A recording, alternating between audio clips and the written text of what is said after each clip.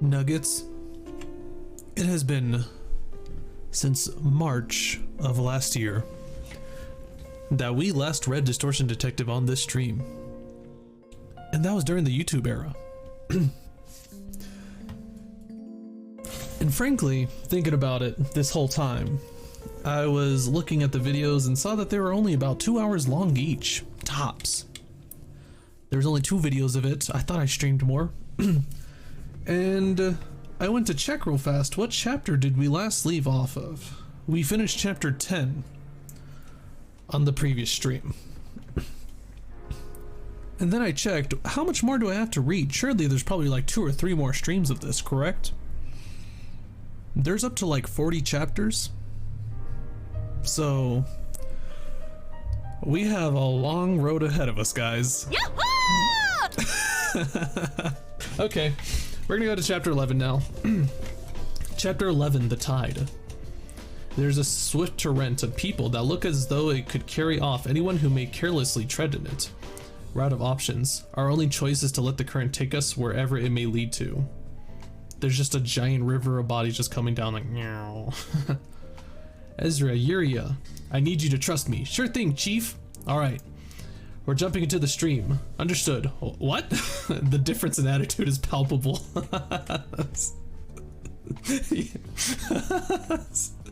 Ezra, you got it. Yuri is like, now hold on a second. This doesn't seem like a good idea. I'm the first to step into the river. I was sucked right in as soon as I immersed a foot ankle deep into the stream of flesh. As I quickly descend along with the wave, I catch a glimpse of each floor. The 7th floor, where employees are crawling on all floors, viciously preying on each other. The 6th floor, where humans folded into cuboid shapes are stacked up. The 5th floor, where drowned employees are floating in the air. The 4th floor, where a number of people are offering a human sacrifice to what appears to be a statue of a person who reached nirvana. The 3rd floor, where the minds of the employees are being absorbed by a dark shade. Are these like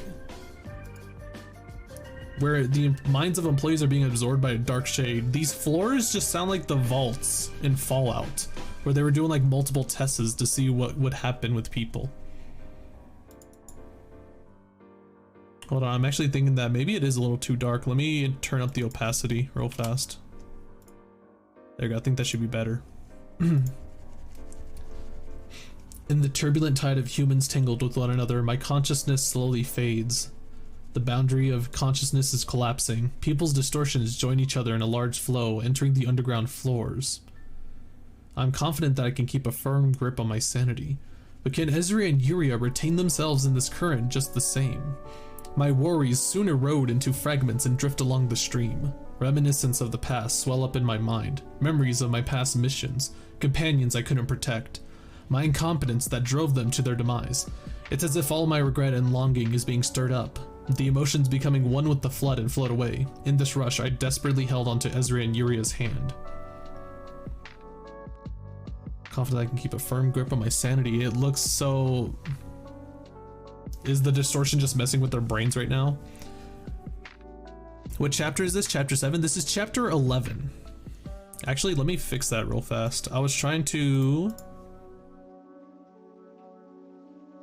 set this up so that way you guys can also see the top. You know what? No, I'll just keep it like this. We're on chapter 11 though. How far have I gone down? How much time has passed? When I came back to my senses, no one was around me. Where did all the people go? What about Ezra and Yuria? My head is pounding. You must be awake by now. A nostalgic yet despicable voice reaches my ear. If you're hearing this, that most likely means you're at the 15th basement floor of Taeyang Produce Co. You always love to play silly games like this. You must have a lot of questions for me. Oh, so it is Han Hee Jun. I was thinking like, if she's saying despicable voice, I remember she wasn't on good terms with that dude who came in with the trap. That's a pre-recorded message. Now I see why Han Hee Jun visited my office recently. I've been playing into his hands all along. Oh, is this a trap?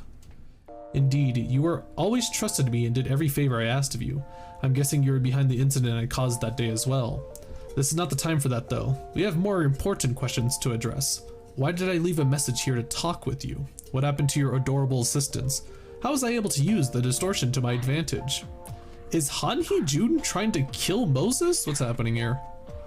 I won't let your cutting words sway me anymore, you sly serpent. It's my business to take care of my partners, and I decide my own path. I'm sure you do. I'm just trying to give you a small heads up. All the anomalies that occurred in this company, they were set up for one reason. I wanted to let you know that I found a clue about the distortion you're chasing after. As you've seen here, I can now harness the distortion to an extent. Moses, doesn't this give you a glimmer of hope that you may finally repent for what you did? You know I was already about to go meet you anyways. There was no need to pull this nonsense on us. But if I didn't go to such lengths at the very minimum, your hatred towards me wouldn't have carried much weight at all, now would it? What a paltry concern. I'm carefully preserving all my wrath just for you. Why don't you prepare a silver platter in the meantime so I can put your head on it? They definitely don't seem to like each other very much. I knew that they were being a little sassy to each other in Moses' office, but it almost seems like no, they are definitely trying to kill each other.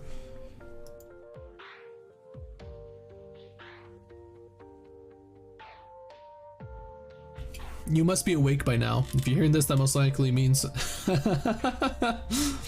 son of a bitch, he knows how to mess with me too well. This entire thing was pre-recorded?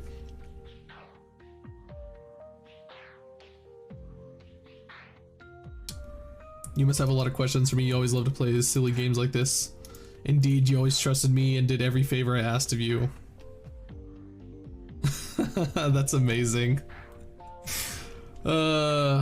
Just kiss already? Would they though?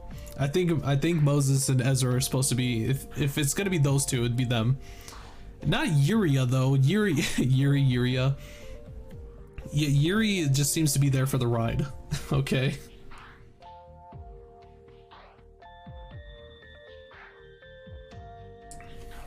I must focus on finding Ezra and Yuria for now.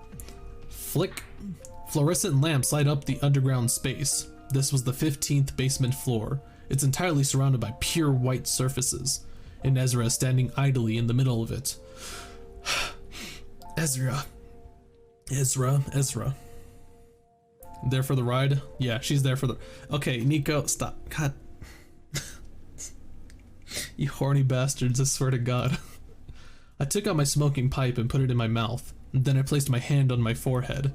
It looks like Ezra's distortion is still within my ability to solve. She seems so tiny and powerless, standing on the opposite side of the room with her head bowed. Detective, I couldn't protect her. This is just like back then.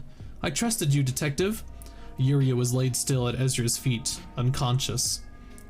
Though, I still believe in you, actually. Yuria's red ribbon is still tied onto my smoking pipe.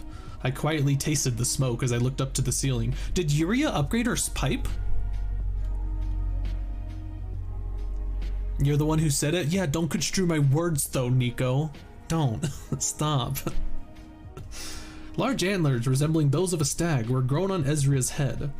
Through my eyes, Ezra has always worn a mask on her face.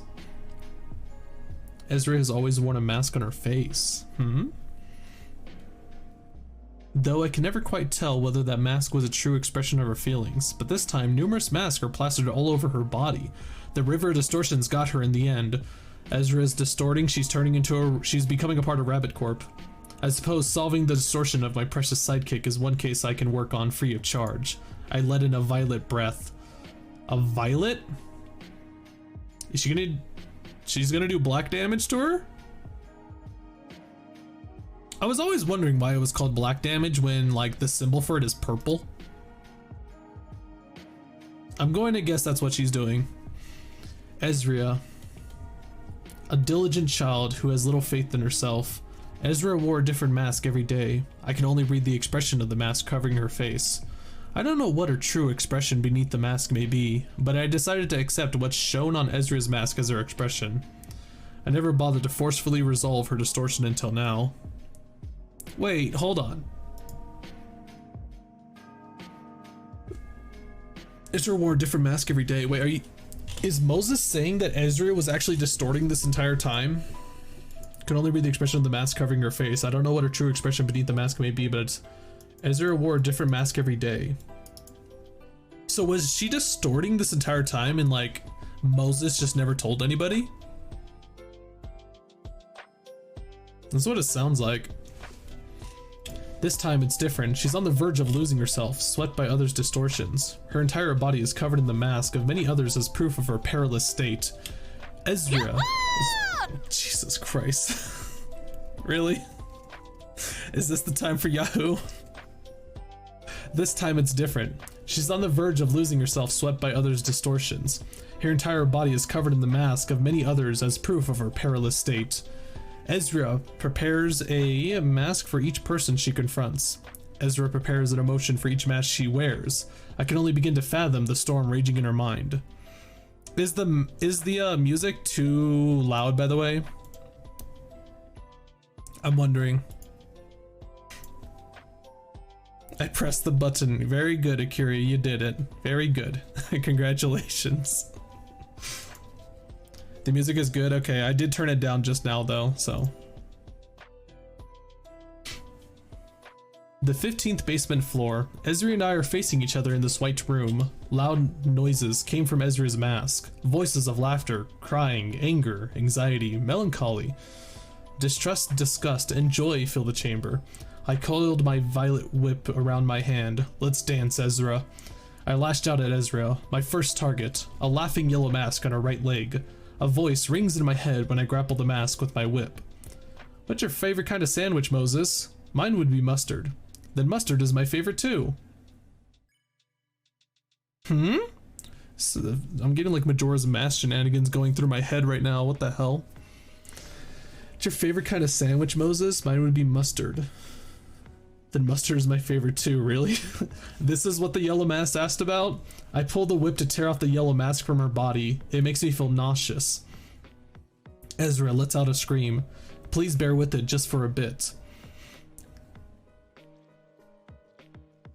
I'm wondering if it's just there's a whole bunch of other people that are like... So a whole bunch of other people's distortions are going inside Ezra. Ezra, it sounds like. That's what I'm getting from this. The red mask on Ezra's left shoulder gives out a screech. Ezra grabs the whip and pulls me toward her. I release the tension in my body. In a moment's notice, I'm sent flying in her direction. Uh-oh. Ah! I'll kill them all! I'll break everyone who's got to die! Ezra swings her fist at me as I'm being dragged towards her in the air. Using the momentum of the pull, I manage to propel my body away from her fist's path. I wrap the whip around Ezra's body and jump up to her shoulders. Then I grab the red mask with my hand to tear it off.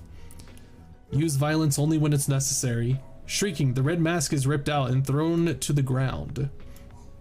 My hand turned red from the searing heat of the mask.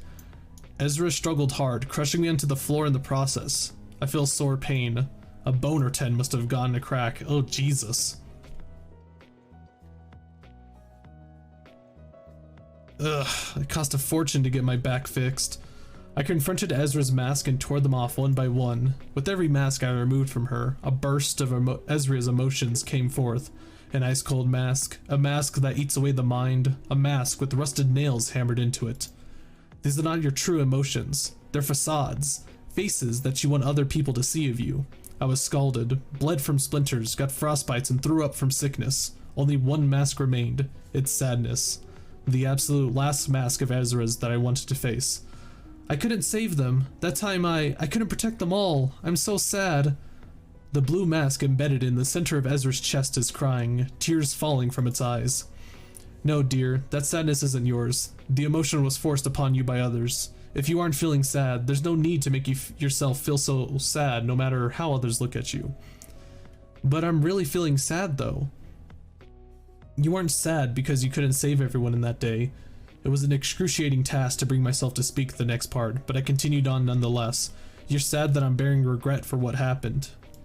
The mask opened its mouth and began wailing loudly. My head felt like it was on the verge of bursting from hearing its cry. An unstoppable stream of tears started falling from my eyes. Yo, Moses is crying. Moses sounded like somebody Moses sounds very stoic, so I'm surprised that she actually just like started crying, it looks like. Me when I pop a pimple. Really? This is what you get from this? This is a very emotional moment, Enon. And this is what you get from that? Pulling all of the mask off the Ezra, and it's like, huh, it's just like a zit. Jeez, man. Creshatter. Creshatter! That is an amazing word. Creshatter. Is this real? This is not a real word, is it? I've never heard of this word. There's no way you could just combine crash and shatter together to make creshatter. But they did it, my god. This is not a real word, yeah. They just combined crash and shatter together to make creshatter. The mask broke apart, and several shards were stuck in my chest. The wounds bled tears instead of blood. Ugh. Ezra is back to her usual self. She's knelt down, staring into the floor. I slowly walked over to her. It's over now, dear, and gently caressed her head. Detective, I'm sorry, Ezra whimpered. The next issue at hand is Yuria. She seems to be in a perilous condition as well, although she doesn't seem to have been afflicted with the torrent of distortions, judging from the state of her body. It's a great word, creshatter. Yeah, I love it. I kind of want to use that. When you want to just like have a more explosive word, add crash and shatter together. Creshatter. I placed my hands on my forehead and whiffed my pipe. Really? That's it?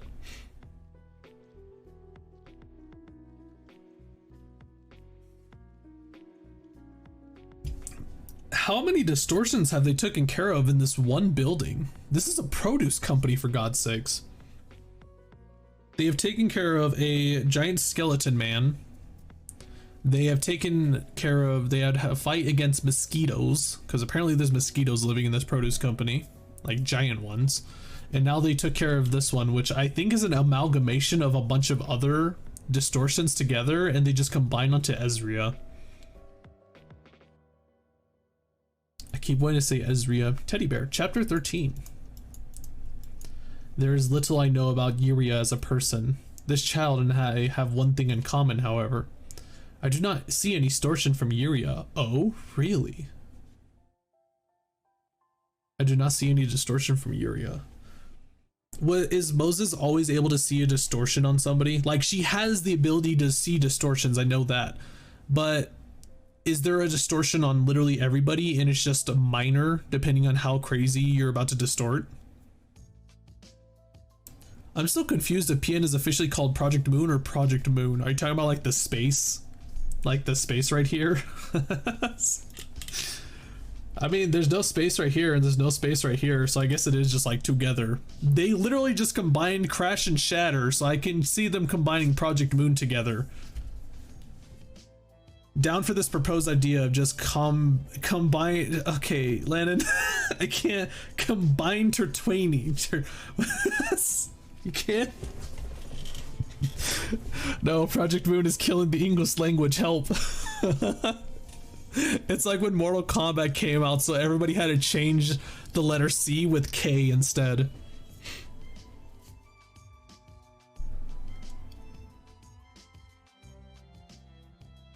Yuria was lying on the floor with her eyes closed. I opened her eyelid to check if the pupil responds. This isn't an ordinary coma. Her self has been detached. I've seen this kind of condition before. The body is live, but the mind is dead. Thankfully, her brain is still functional. There's still a chance. It just sounds like her sanity points have dropped. I think since the Seed of Light is released, everyone is just distorted. Everyone doesn't, you don't just suddenly get distorted when you have the Seed of Light. Like if you have a bit of light in you, you're like, something traumatic has to happen. It's because the incomplete light. No. Did you just call me Lennon? This is what you wanted, didn't you, Lord Enon? You wanted this. You wanted to combine words together. Lennon.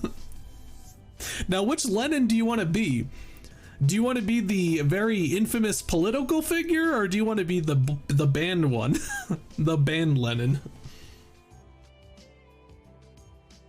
But yeah, Akira, I'm pretty sure not everybody is distorted. It's just when they have the light in them, it gives them like a boost of motivation and drive. I think it does that. I think that's what Carmen wanted people to get, but then there's also the part where if you get too emotional, you have the shot of getting either EGO or become distorted. And I'm wondering if Moses can see just how distorted or somebody closest to being fully distorted or not. It's incomplete, so it's extremely unstable. Yeah, that's what EGOs and distortions are, pretty much, right? I just think that most people distort because of how absolutely trashy the world is right now. Guess out of those two, I take Music Man. Good choice, Lennon. Let's see. There's still a chance. Ezra, bring me a scalpel, sterilized. I need one that can cut through a bone. Ugh, bone. Roger, you're gonna perform the operation I'm thinking of, right? I'll take out the stasis preservation cube in that case. Yes, we're extracting her brain. What? I pulled a pair of sterile gloves out of the inner pocket of my coat and snapped them on. You're going to just pull out somebody's brain? Moses, you can do that?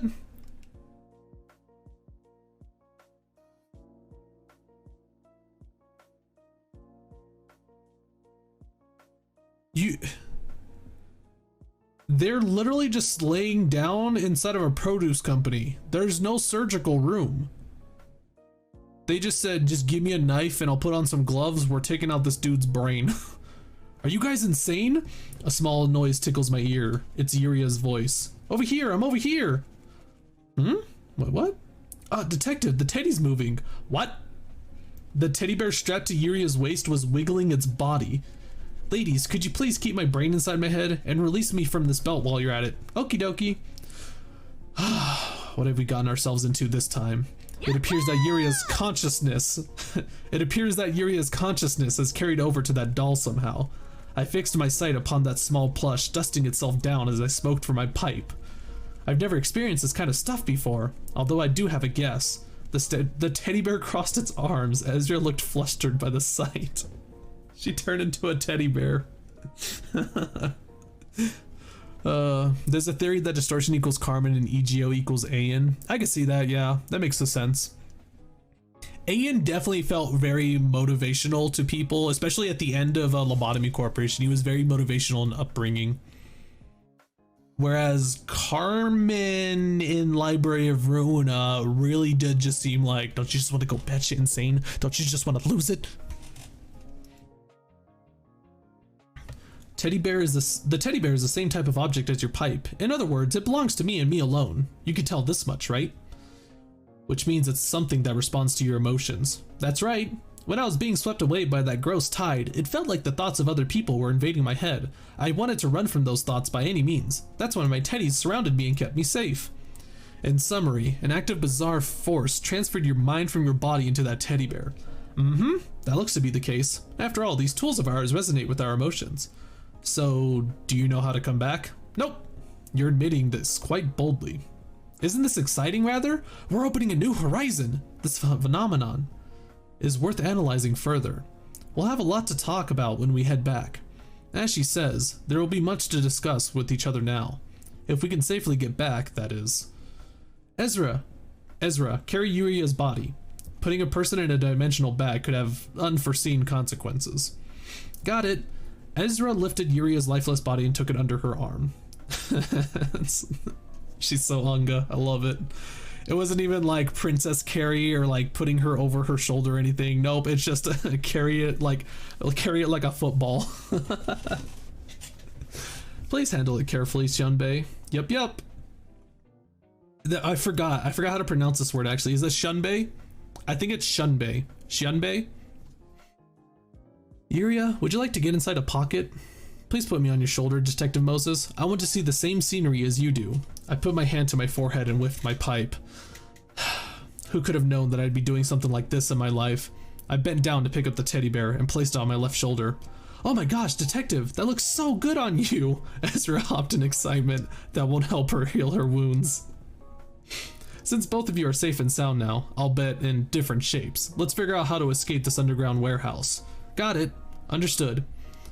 It'll take some time to get used to someone speaking right in my ear. Knowing where the river distortions disappeared to would provide a crucial clue for the way out. There's no exit or drain to be found in this white room. I carefully felt around the wall and knocked on it. The wall seems to be made with a material that feels like glass panes used in laboratories. Figures. Hey, I know you're watching us from behind that wall, pal. I believe it's time you explained what's going on here. Clap, clap, clap. I hear someone clapping. Detective, behind you, Ezra shouted. The wall turns translucent, revealing a dark silhouette standing behind it. Is it the He-Hoon dude? To be fair, the 3 A's we see before Aeon should be part of Aeon 2. Well, I think the final one is like the true Aeon. Like, all of them together make up that one Aeon. Because, like, obviously, if you were to split your emotions and stuff in different categories or personalities, they would be like, that's essentially what they were. But then when you combine them all together, they kind of like form into that one Aeon.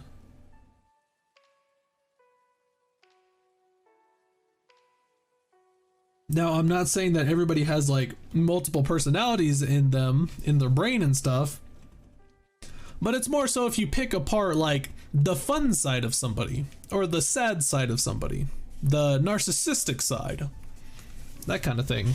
I'm trying to figure out what was the old man? What was the old man one? There's the Chuny one. There was the hobo one, which was like, he was just the down in the dumps depression one. There was the old man one, which I'm trying to figure out what was he supposed to represent really. The logical side of him, the wise side of Aeon. Less emphasis on the U sound, but I think that's about right. Shunbei. Shunbei. Shunbei. Shunbei. Shunbei. Let's go with that. The wall turns translucent, revealing a dark silhouette standing behind it. Excellent, Moses. You managed to reach this place in one piece, and you ultimately drove us into this corner. You are a capable person, I will admit. You even saved your colleagues and kept yourself alive on top of that. Thanks to you, our company has effectively gone bankrupt.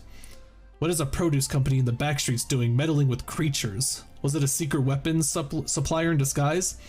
It's a humble company with dreams, that's all. Tae-Young Produce Co. was an ambitious firm that aimed to become a wing.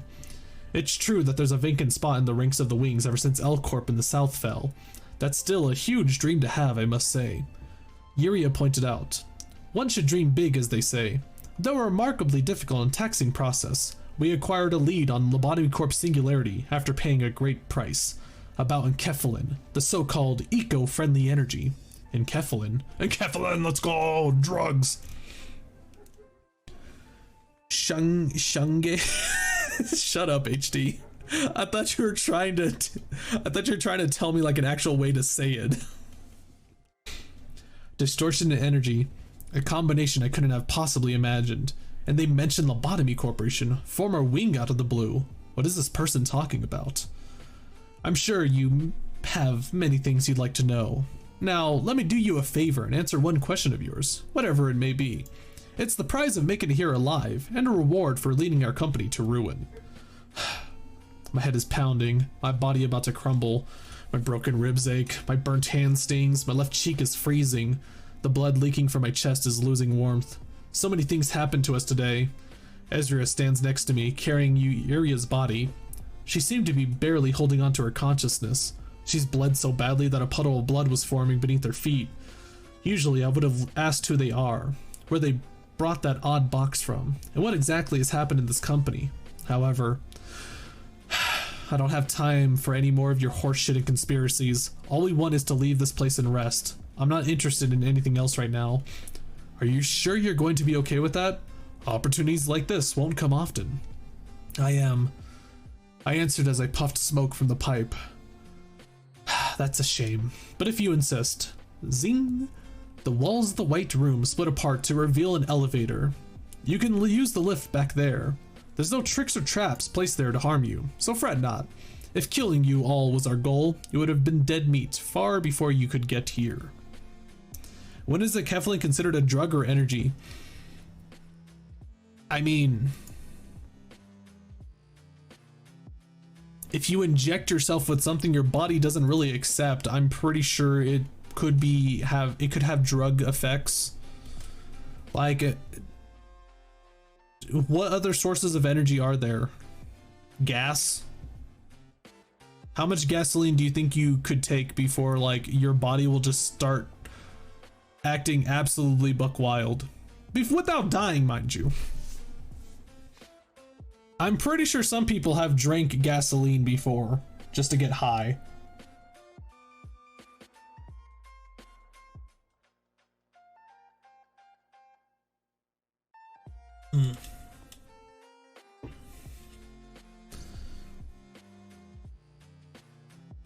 If I recall correctly, Abel was his thoughts that nothing would change. Is Abel the old man? That it was better to stay in the loop because he would be better off endlessly doing nothing than moving forward? Or is that the hobo? That sounds like the homeless one. The very unkempt looking one. My teacher taught us how to use car alcohol to make cheap vodka. See? Cool teacher. Not sure why they did that, but okay.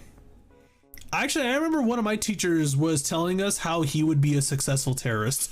So, teachers can be weird. Meanwhile, Abraham was more actually giving up and just saying F everything and everyone, and that there was no hope. Okay, so Abel was the old man. Abraham was the hobo, okay. Same teacher taught me how to make pipe bombs. Jeez, John. For somebody who's starting to, I didn't know that you were getting into gardening. That's a lot of fertilizer you have back here.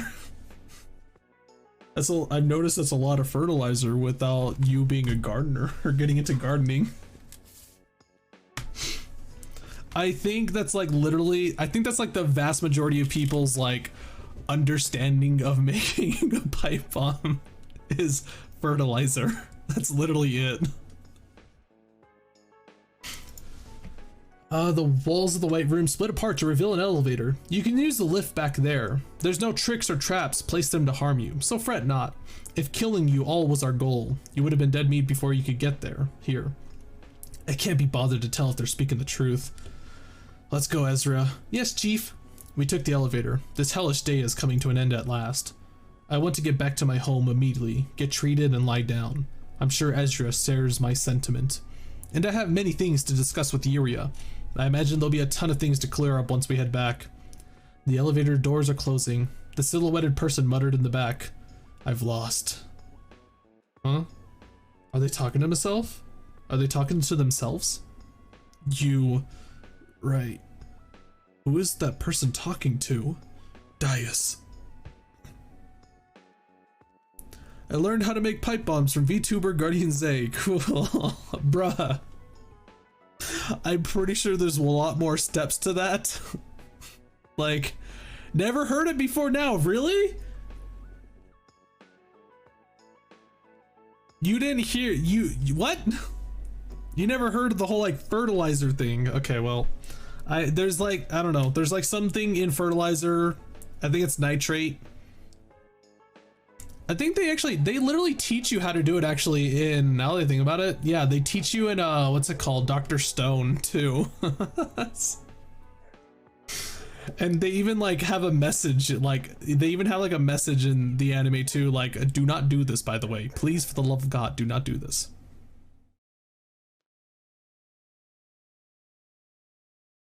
As soon as Dias. As soon as I hear that word, my eyes wide open. My eyes open wide. Blood and rage rushed to my head. I must ask that bastard what they meant when they spoke that word. The doors aren't completely shut yet. My body acts before rationally could have a say. I sprang for them. Detective Moses, what's wrong? Yuria jumped down from my shoulder. Right as Yuria landed on the floor, Ezra stood in my way and harshly blocked me as if she were preparing for this, and she struck me on the back of my neck. Sorry, detective, we've got to live first. I fainted, collapsing into Ezra's embrace. Damn. Ezra just said, no, we're going home. Stop, bad Moses. Cut it out.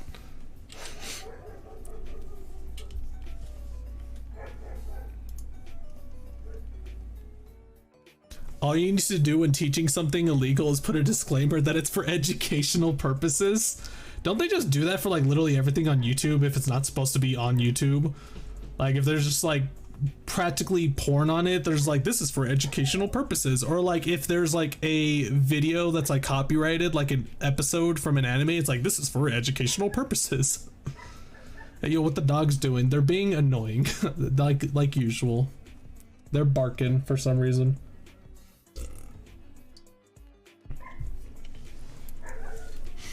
You shouldn't have stopped me. I snapped at Ezra with my pipe in my mouth.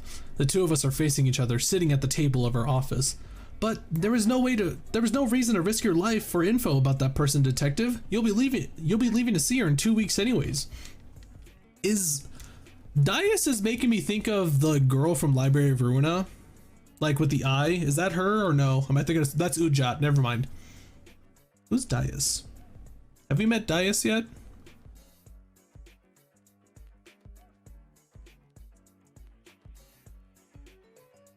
Is that Dias? I feel like that is. Ujat are Dias' Sims. Oh, okay, so it is her then. Ezra yelled at me in an emotional voice, as if she was about to break into tears. No use lamenting over a missed opportunity. My hands made its way up to my forehead and I breathed out a chain of smoke. Now, don't lose your cool over it, ladies. It's fortunate enough that we escaped that hellish company alive. After wrapping bandages around my injuries, Yuria climbed down to the table to calm us. Yuria is still a teddy bear. We never see Dias in lore. Yeah, I remember actually doing that fight, and I don't recall ever fighting Dias. I just remember fighting the little dudes. Detective Moses, your wounds have all been bandaged up, and don't forget to take this HP tablet before going to bed tonight. HP tablet? The teddy bear places a pill in front of me. This is it's a freaking teddy bear, I swear. And here's yours, Shunbei. Yuria waddled across the table and put one in front of Ezra as well. Thanks. Ezra dropped her head. I would love to see this as an anime. I really do. Just like whoop, whoop, whoop, whoop, whoop. I'm just thinking about the sound that Kupos make when they like you know the sound I'm thinking of, like the whoop whoop whoop whoop whoop whoop whoop whoop, that kind of sound. I want to hear them make that sound. The ham pang pang tablet, the HHPP tablet.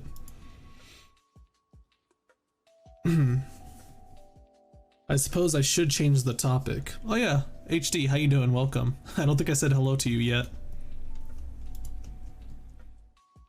Yuria, why don't you tell me what happened with your body? Okay, well, I guess it's time to talk about that. Much like your psycho pipe, your smoking pipe, this plushy doll is an object that responds to emotions. I call the instrument psychoment. Equipment that's powered by the soul, huh? DNA of the soul. Equipment of the soul, Jack.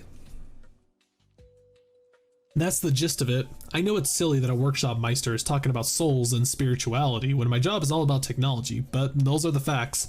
After seeing you battle that monstrous giant in the underground warehouse of Taeyong Produce Co., and having myself transferred to this teddy bear psychoment, I've become sure of this. What was the ribbon you tied to my smoking pipe? I never created flaming birds with my pipe before. That's an experimental work of mine. I tried decorating your psychoment a little. Simply put, psychoment holds more potential than any other piece of equipment that has existed up to now. Can you believe that someone could manifest personalized gear just by having a strong determination or feeling? Wait, Psychoman is how a smartass says EGO. That's exactly what I was thinking. Like, this is literally just sounded like EGO at this point. If Psychoman became more accessible to the city's denizens, it would shift the ecology of the city and its workshops. I'm focusing on enhancing the Psychoman by sculpting and decorating them. One type of Psychoman are tools or objects materialized from emotions that can be directly used, such as your smoking pipe. Another type is remote-controlled Psychoman, such as mine. Then again, I've only seen 5 Psychomen so far. Since I've gotten to see only a few, much of it is still a mystery to me. This is literally EGO though, right? It feels like I was thinking in my brain like, okay, so this is not EGO, but maybe like a lower grade of EGO. DD is not canon. Never let the fact that Distortion Detective being non-canon distract you from the fact that Project Moon is canon in their own universe. What? And yeah, no, and I'm pretty sure Distortion Detective is canon. I'm pretty sure if Distortion Detective is not canon, I'm done. I'm not reading this anymore. The released chapters aren't anymore, and they're moving Moses' story to its own game. No, I thought they were continuing Distortion Detective as a visual novel. It's EGO, just a simple one? Okay, so it's not as powerful as EGO, but it is. Essentially, it is a weaker EGO then, yeah. The released chapters, they're saying the released chapters aren't anymore, so if the released chapters aren't... really? Imagine it as a Teth EGO. Yeah, that would make more sense, like Zane or Teth level. No Red Mist gaming. That would be really cool. I mean, we are eventually getting a game where we have our own fixer office. I'm pretty sure they did talk about that. God knows when we're gonna get it, but they said that they're gonna make that into a thing. If anything, we are just going to have to make our own games, damn it.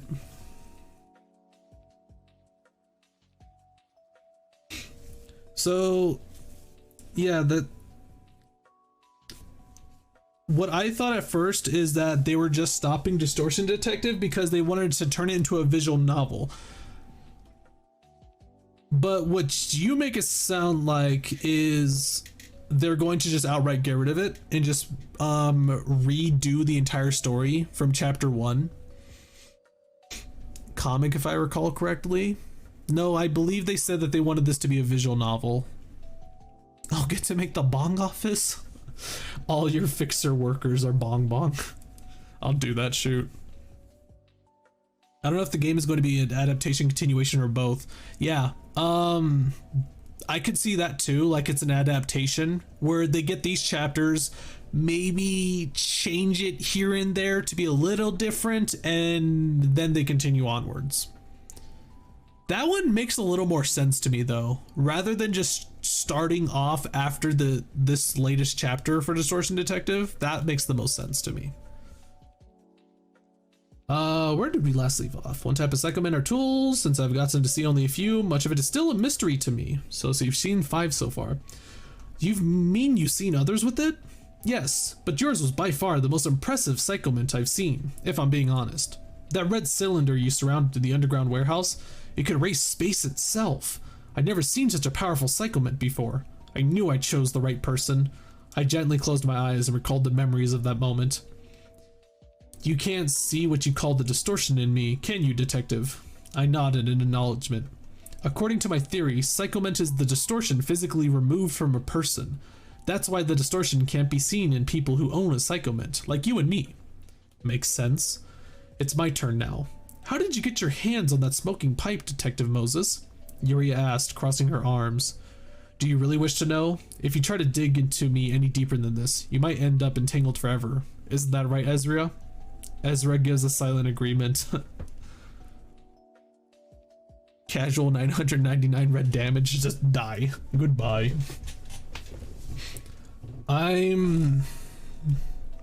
What I'm wondering though is Moses being able to see somebody's distortion before they distort, is that just her thing? Because like Yuria has this whole psychoment now too, or baby EGO, little Bab's first EGO. So I'm wondering if Yuria can see them too. With that description, that's definitely not EGO. Well, I mean, it's probably Yuria's theory rather than actual fact. It sounds like she's trying to figure it out herself, and she's not realizing what she's seeing is actual EGO. She got it out of depression. It's an EGO. Because like that's like, again, it's when you are at a breaking point, and depending on how you respond to the breaking point or a very emotional state, it either turns into EGO or turns into a distortion. She doesn't even know what EGO is. Yeah, she's calling it psychoment basically.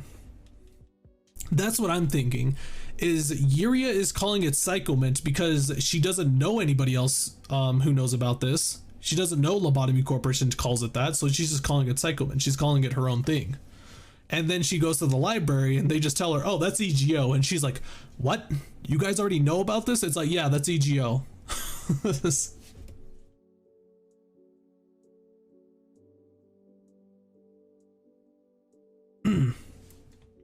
Ezra gave a silent agreement.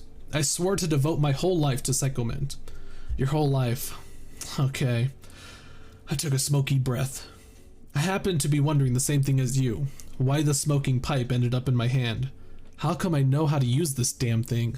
The memories are scattered into pieces, and the emotions are in a muddle. And I breathed it out. That's why I'm chasing after the distortion. We're going to leave soon to find out the truth.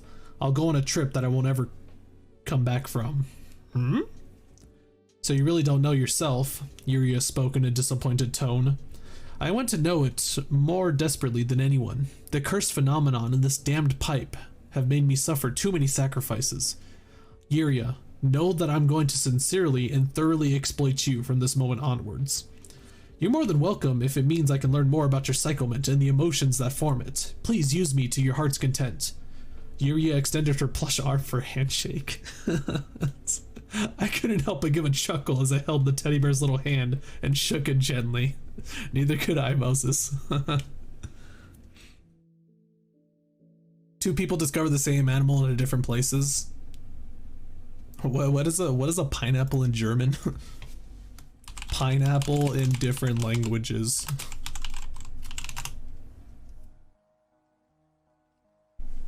Isn't it like German just has like something complete? Oh no, it's America actually. Everybody calls pineapples like ananas, basically. And then there's just English. It's like pineapple.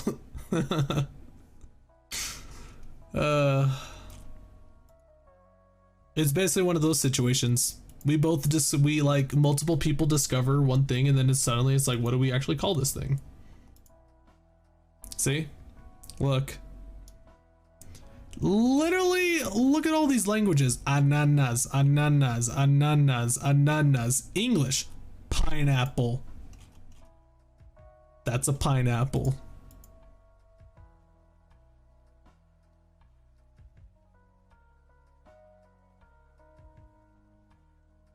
Where are we at? I couldn't help but give a chuckle as I held the teddy bear's little hand and shook it gently. Well then, I suppose it's time to hit the proverbial hay. Proverbial hay. Tomorrow will be another day. I nudged the chair backwards and stood up. Remember to take your HP tablet, Detective Moses. I will. Ezra, are you going to stay up for a while longer? Yeah, I want to talk with Yuria for a bit. Alright. I should give the youth some alone time together after all. I'll go to bed first then. Old hag. How old is Ezra and how old is Yuria, actually? I get the pine part, but the only thing it has in common with an apple.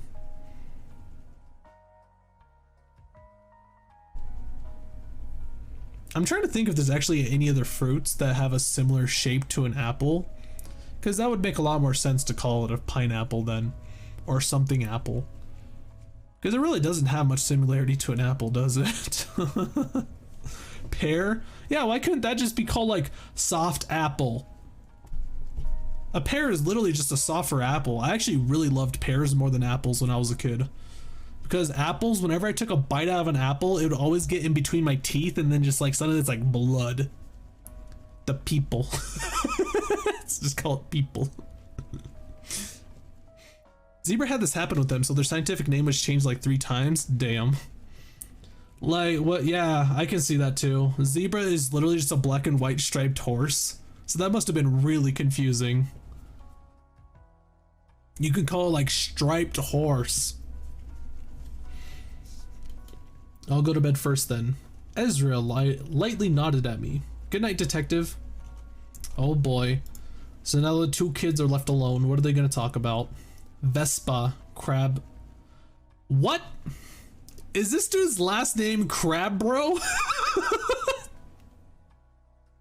Vespa's the guy, right? Is his last name seriously Crab Bro? He's a crab, but he's also a bro. Crab Bro. Lennon, this is literally what you were talking about, actually. It's one of those words where they combine 2 words together. Like Crusader. Crab Bro. Is his last name Crab Bro? Oh my god. And who could that taboo breaking idiot be? Chapter 15, Vespa Crab Bro. Snippity snab. This is all I can think about when I hear Crab Bro.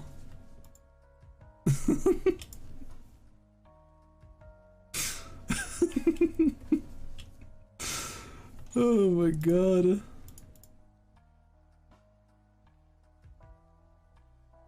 Look at him. Snippity snap.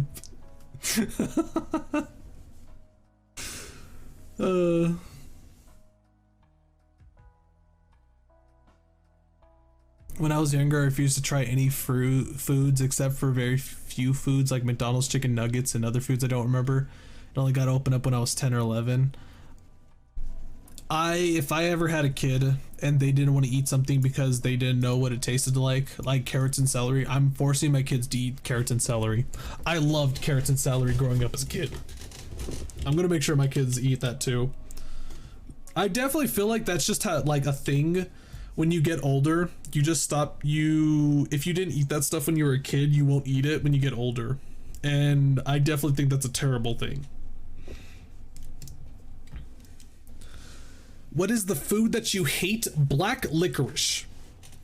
When I grew up, that was like the one thing I wouldn't eat was black licorice. That's the only thing I can think of when I was growing up. I ate just, well, okay, I'm starting to remember now. Potato salad. Potato salad was another thing. But I mean, all the stuff that like kids hate eating, like vegetables and stuff, I remember eating that all the time when I grew up. I used to hate licorice, but now I kind of like it. I like licorice. I just don't like black licorice. It tastes so bad. Like red licorice, like Twizzlers and stuff, those are fine. I ate a lot of olives when I was a kid. That's weird. Now even their smell makes me have a huge puke response. Oh, okay, yeah, I know that feeling. I used to eat a lot of pickles. I used to eat pickles and bologna when I was a kid, but now I can't eat it anymore. Pickles and bologna are just disgusting to me. I can have tomatoes. I can't have it on its own though. That's just crazy. Eating tomatoes on their own is just weird. Throw it in some salad, throw it in a burger. Also like to eat ants as a kid? Okay. You're a monster. The god is asking for more sacrifices. Sacrifice the ants to him. Vespa Crab Bro. The midday sun was shining overhead and over bed when... The midday sun was shining overhead and over the bed when I woke up. I'd slept for a while, hadn't I? I barely managed to get up and unwind the bandages around my body. It seems most of my injuries healed up overnight, thanks to the HP tablet I took. The first thing I saw as I opened the door to leave the room was Ezra, having lunch at the table. Detective, did you have a good rest? Ezra cheerfully greets me from her seat. She was back to her usual, lively self, having shaken off all the fatigue and gloom that was weighing her down yesterday. Yeah, is your body alright? Yep, I'm totally preppy now. What would you like for lunch, Detective? I don't feel like eating. My pipe made its way back into its usual position, and I headed to the terrace. That's quite a few things I need to look into. There's quite a few things I need to look into. Ezra, is Yuria in her room? Mm-hmm. She said she's gonna inspect the black box we bought from Taeyong Produce Co.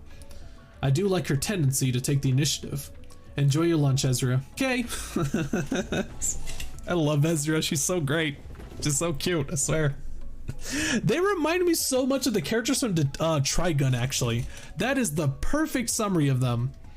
Now, the main girl of the duo in Trigun, though, she is definitely, I could see her being like Moses when she gets older, because she's like, I don't know, she's like 18 or 20 if I remember correctly in Trigun. You guys know who I'm talking about, right? The two girls in Trigun? Maybe some of you don't. Maybe some of you didn't see Trigun. Trigun girls. There they are. Look at them. Literally, like, they...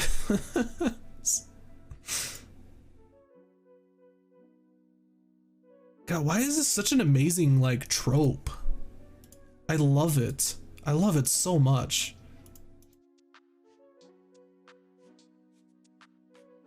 True, they're the Trigun girls. Yeah, see, look! Look! If you aged her to Moses' age, I feel like she would basically act like Moses, pretty much. It's those two. That's them. Younger me, I hate pickles and burgers, no thanks. Me now, I hate pickles and burgers, whatever, nom nom nom.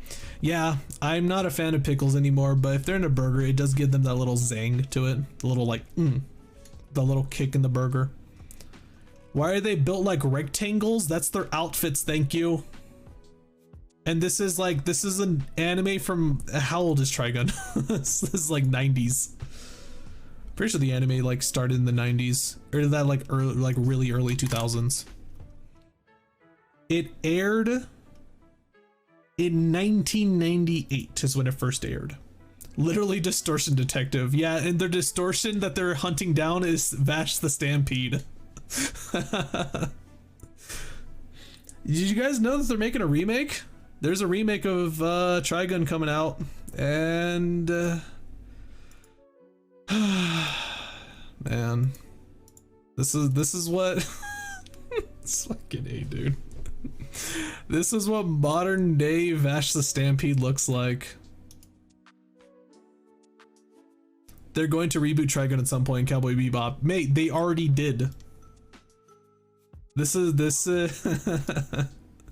That is modern day Vash the Stampede right there.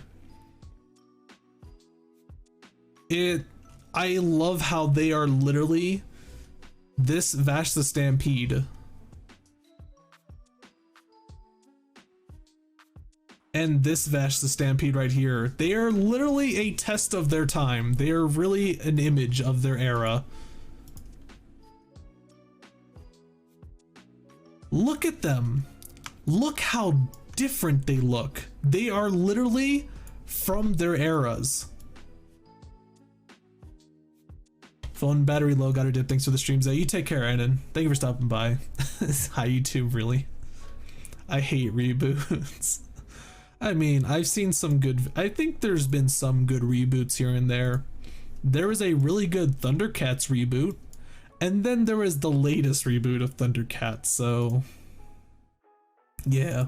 They turned Vash into a boy band, pretty much, yeah. He looks like he could be maybe like a K-pop band or something. It's tragic, I know. True tragedy.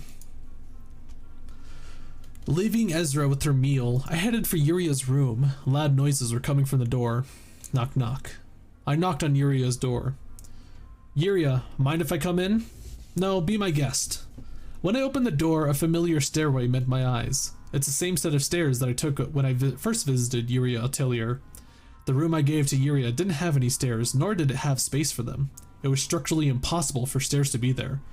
Perhaps this is one of the effects of psychomint, as Uria calls it.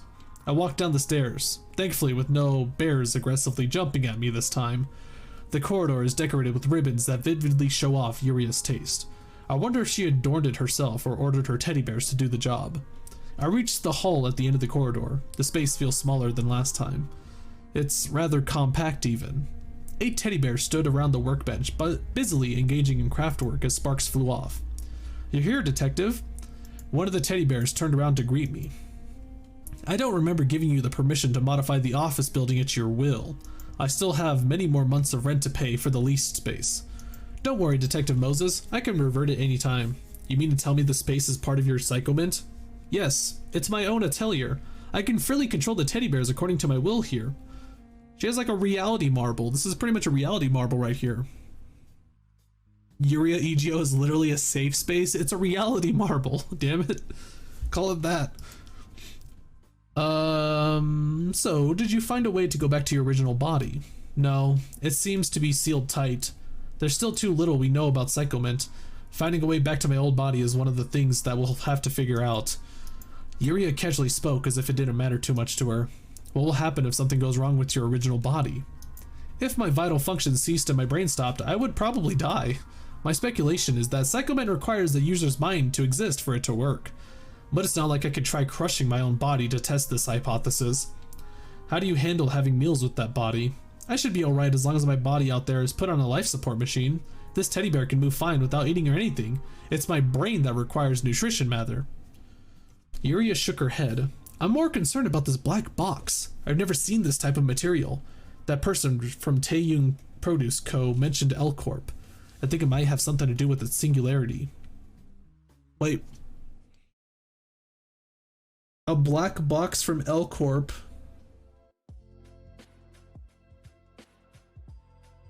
I'm trying to think of anything. Like... Bro, imagine if it's Schadenfreude. That would be cool. My only guess is that it's either a black box that delivers the abnormalities, because abnormalities come in boxes for some reason, or it's part of the well that Bina talks about. I'm thinking that it might have something to do with the singularity. Are you implying that a wing singularity has been leaked? Well, it collapsed anyways. Remnants of a singularity. There have been a few cases of a singularity coming off patent after the wing holding it breaks. Or someone could have scavenged one of the sealed branches, or got all the way into the headquarters perhaps. Yuria, I'm more interested in learning about the functions and working principles of that box. I can tell you what it does. This box sucks in people's psyche, or their distortions to be exact. Is it some kind of psychomint? Basically, from what I've seen at least, it could be a psychomint belonging to someone, or one formed from artificially created minds and emotions. Creating minds and emotions. An action that is considered a taboo. Creating minds and emotions, an action that is considered taboo, really. Is that like kind of like the robot thing? The law against robots? We'll ultimately have to learn more about the distortion in what you call psychomint. Yuria naturally climbed onto my shoulder. That's why you're going on a long trip, right? Speaking of, what should we do with your body when we leave? That's an issue I'm still pondering over. I've been thinking with a few ideas. But for now, we should focus on chasing the distortion. We already have a few requests waiting to be read. Yuria held her arm to point at the exit. This tiny teddy's growing more brazen with each passing day. Sure, let us have a look. Just have a teddy bear with them now, I swear. I left the room to find a visitor in our office. The atmosphere was ominous. Ezra sitting on the sofa and facing the guest, looking as anxious as she can be. I can see his back from here. A bright yellow jacket embroidered with a black hornet. A couple of weapons lay next to him. Having the gall to wear such a blindingly obtrusive color means that he has that much confidence in his skills. Is it a member of a syndicate? Or a fixer? The guest noticed my presence and turned his head to look at me. Then a deep voice came from his mouth. A pleasure to meet you, Dr. Moses. Ezra, who is this person? He doesn't appear to be a client looking to give us a request, I adjusted the position of my pipe slightly. Detective, this is... Ezra floundered. Let me introduce myself. The man got up from his chair and turned to me, resuming his speech. I am Vespa. Vespa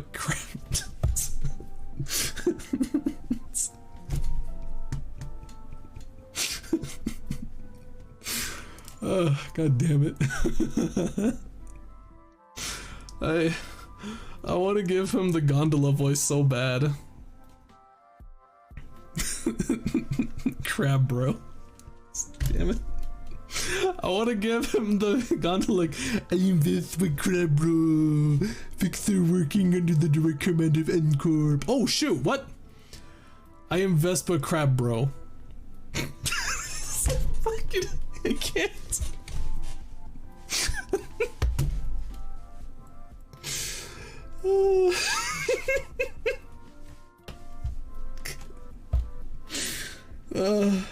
His name is Agni.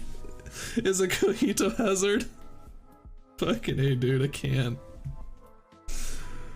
It's just so difficult to say his name without like just bursting out.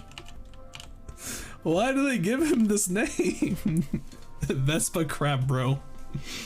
I am Vespa Crab Bro. A fixer working under the direct command of N Corp and a taboo hunter. N Corp.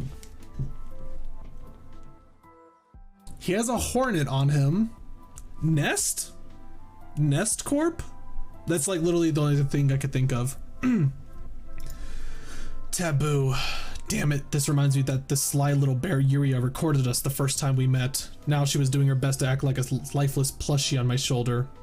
I received reports that Moses' office should know about a certain person who violated the taboo of District 14. And who could that taboo breaking idiot be? I asked, puffing away on my pipe. Yuria of Yuria Atelier, that's the name of the violator. Oh no. He answered, fiddling with the hilt of his sword wrapped in yellow cloth. Have you seen her? No. Several people in the street have testified that they saw you enter Yuria Atelier. Do you have concrete evidence? Oh, right. Recording footage was forbidden in District 14, wasn't it? Vespa closed his eyes for a moment. He seemed to be absorbed in thought. He soon opened his eyes and spoke to me. Thank you for your cooperation. If you ever happen to witness Yuria, please mail me at this address. He handed me his business card. I will, Mr. Vespa. Ezra, our guest is leaving. Okay, detective. Ezra rose from her sofa seat to open the office's door for our departing guest. As Vespa walked past me, he whispered into my ear. That's quite a cute plush toy on your shoulder. Why, thank you. Yeah, seems a little weird, don't you think? Like a very serious looking Moses with her outfit and all. Just an adorable little teddy bear on her. Vespa briefly stopped at the entrance and gave us a nod before closing the door. Ezra, start packing up, now.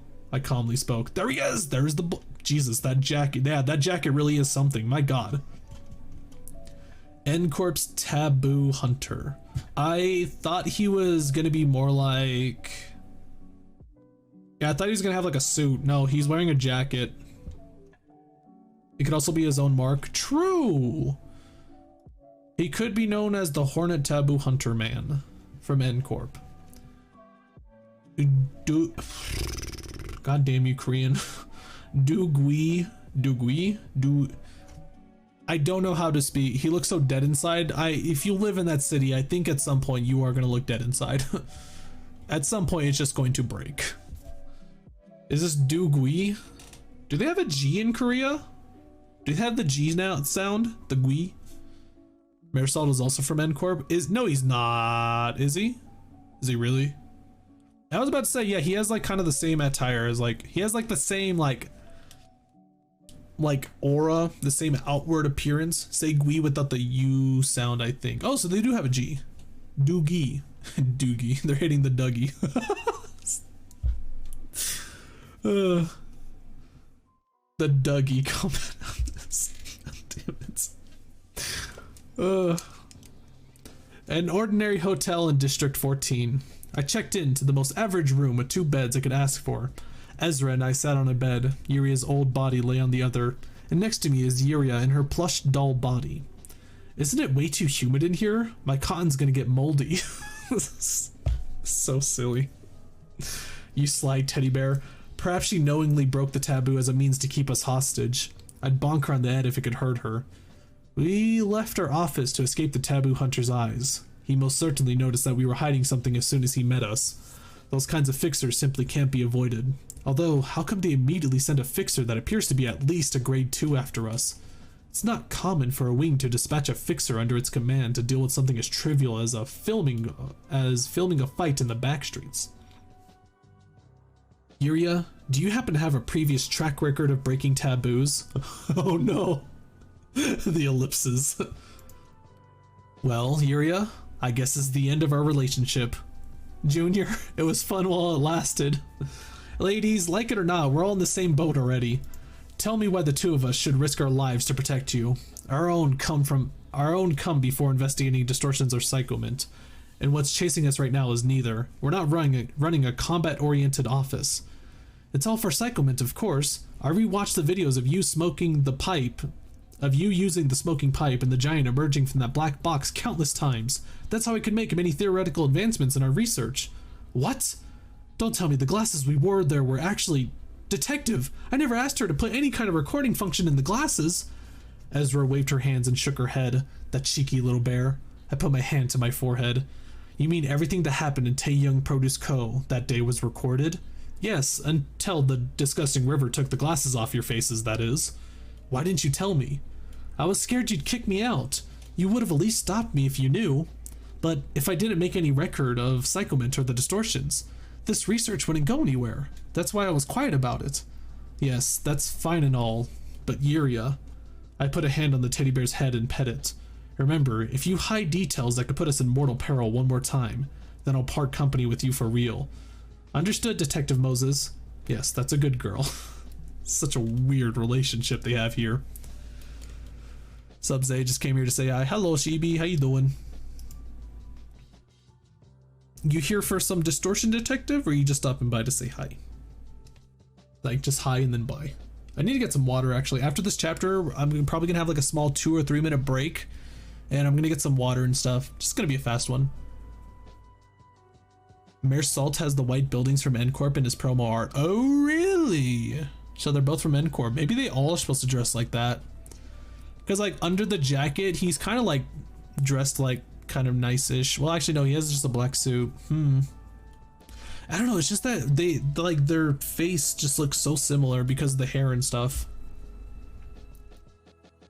Alright, Ezra. Tell me your first impressions of Vespa. Ezra has a keen sense when it comes to combat. Since she enjoys fighting, she's excellent at discerning a strong opponent from a weak one. Can't beat him!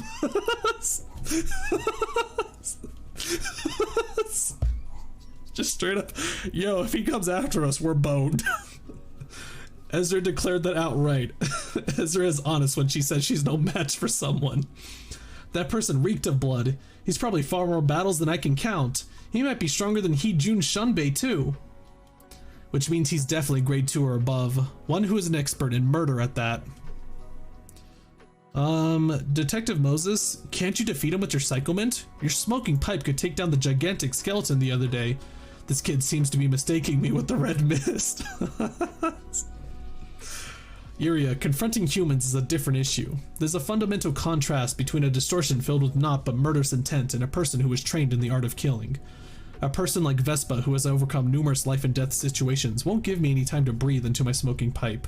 He'd slice my arm off or break it before I could take a single peep. What if Ezra Shunbei earned you some time just like the last time? Junior, I'm not sure I can stand... Junior, I'm not sure I can stall that guy at all.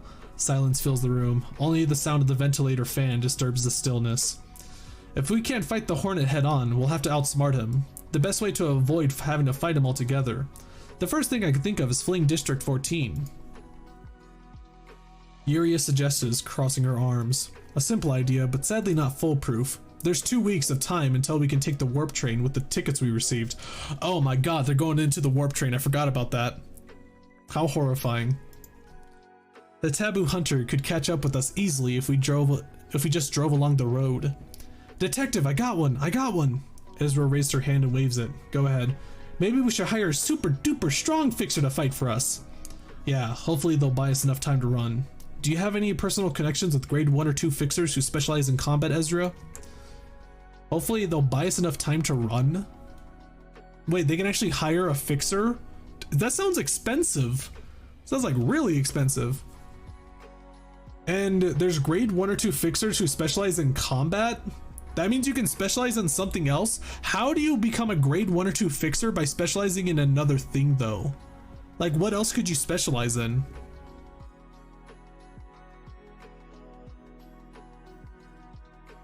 Literally all I could think of, espionage, rescue, okay. Okay, now it's starting to click. Delivery. I was thinking like a grade 1 delivery man. No.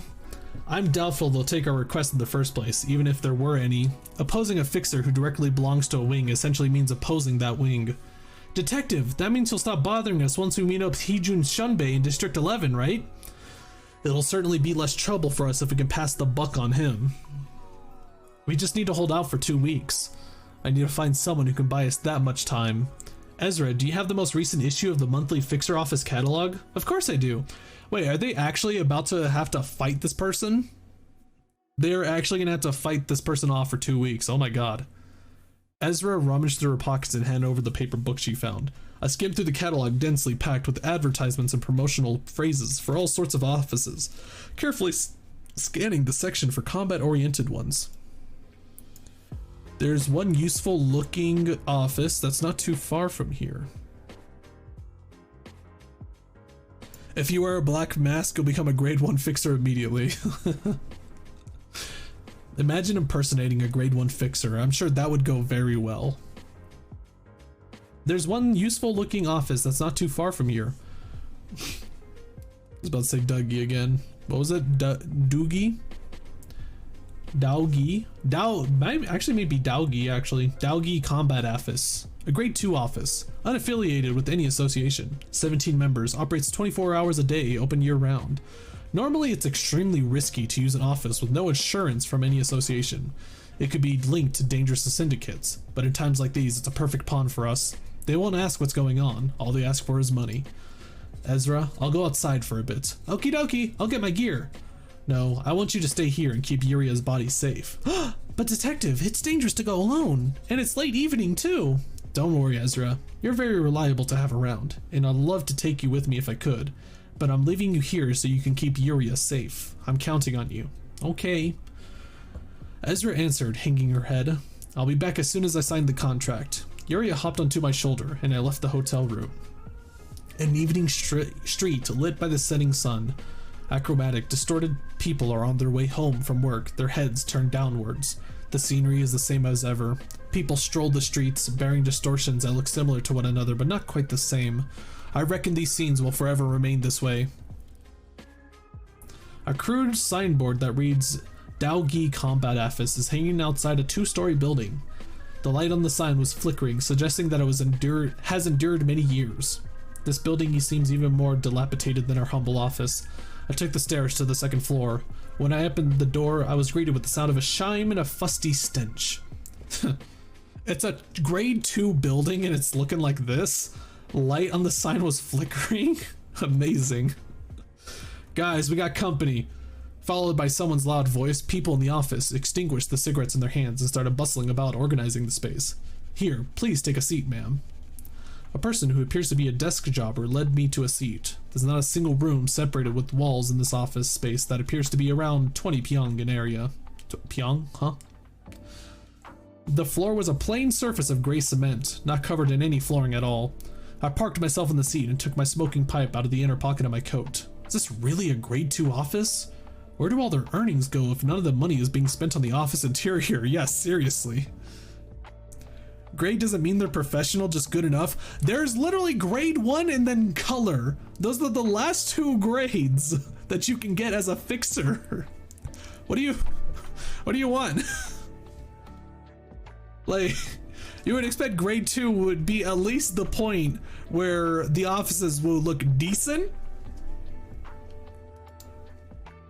They're like, these guys have to be a part of like a syndicate or something. Look, I could live like a hobo and be a color. Look at Roland. But that's not his office though, that's his house. How you have your house is your own regard. Like that's how you keep your house, okay?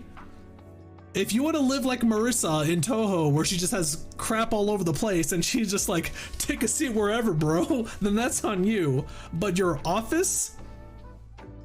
Blue Hobo lives in tents, god damn it. He was out on a camping expedition with his friends, his colleagues, okay? That's different. He doesn't live in tents. He was out on a little adventure with his buddies, okay? Different. Damn it. I can't cover for these fuckers, can I? The hell's wrong with our colored fixers? What is wrong with them? Why is it that the red gay seems to be the only normal one? Does Roland even have an office? He probably doesn't after what's-her-face was gone. Like, I believe the Black Silence was a part of the old man's office, right? Weren't they? And then after she died, I think he kind of just like left that office, didn't he? He didn't own it, he was just a part of that office, I believe. Like, mate, like even freaking the Zwei Association had a better looking office than this thing probably. Where do all of their earnings go if none of that money is being spent on the office interior? Doesn't look like someone who'd usually come to a place like ours. Got someone you want to see doesn't seem like someone who'd usually come to a place like ours. Got someone you want to see dead? The man sitting on his sofa with a haughty posture talked to me, scratching his head. The sunglasses wearing person seemed to be the boss of the office. I'm here to give you a request. Well, you do look like you're wealthy enough to afford our service, and you seem pretty old too. I wonder what's your business coming all the way to our office? Let me guess, you got a problem with inheriting your fortune to your kids or something? As the bosses bursts out laughing, the office crew laugh along. Talk about an utter lack of dignity. What do you think we are? Some kind of shabby local office made out of hicks? We've been through hell and high water. Say, let me have a look at your business card if you got one. I took my card out of my coat pocket and handed it to him. He briefly lifts the sunglasses to scan through my card. His 2 eye sockets are empty. A distortion. Not a severe one, though. Moses' office. Mysteries and unsolved cases. 7 Association affiliate. Some weird shtick you're up to. He put a serious look on his face. He stared to the floor for a moment before looking back at me. Name's Zhang Lei. I'm the rep of this office. He gave me his business card. Zhang Lei, representative of Daogi office. Grade 2 fixers written on rough handwriting as a note of his current status. Let's get straight to the point. What does a brainy office want with us? I want you to protect my office for 2 weeks. I'll pay you as much as you want. Made an enemy of someone, eh? Happens pretty often, don't it? The fixers in the office collectively nodded.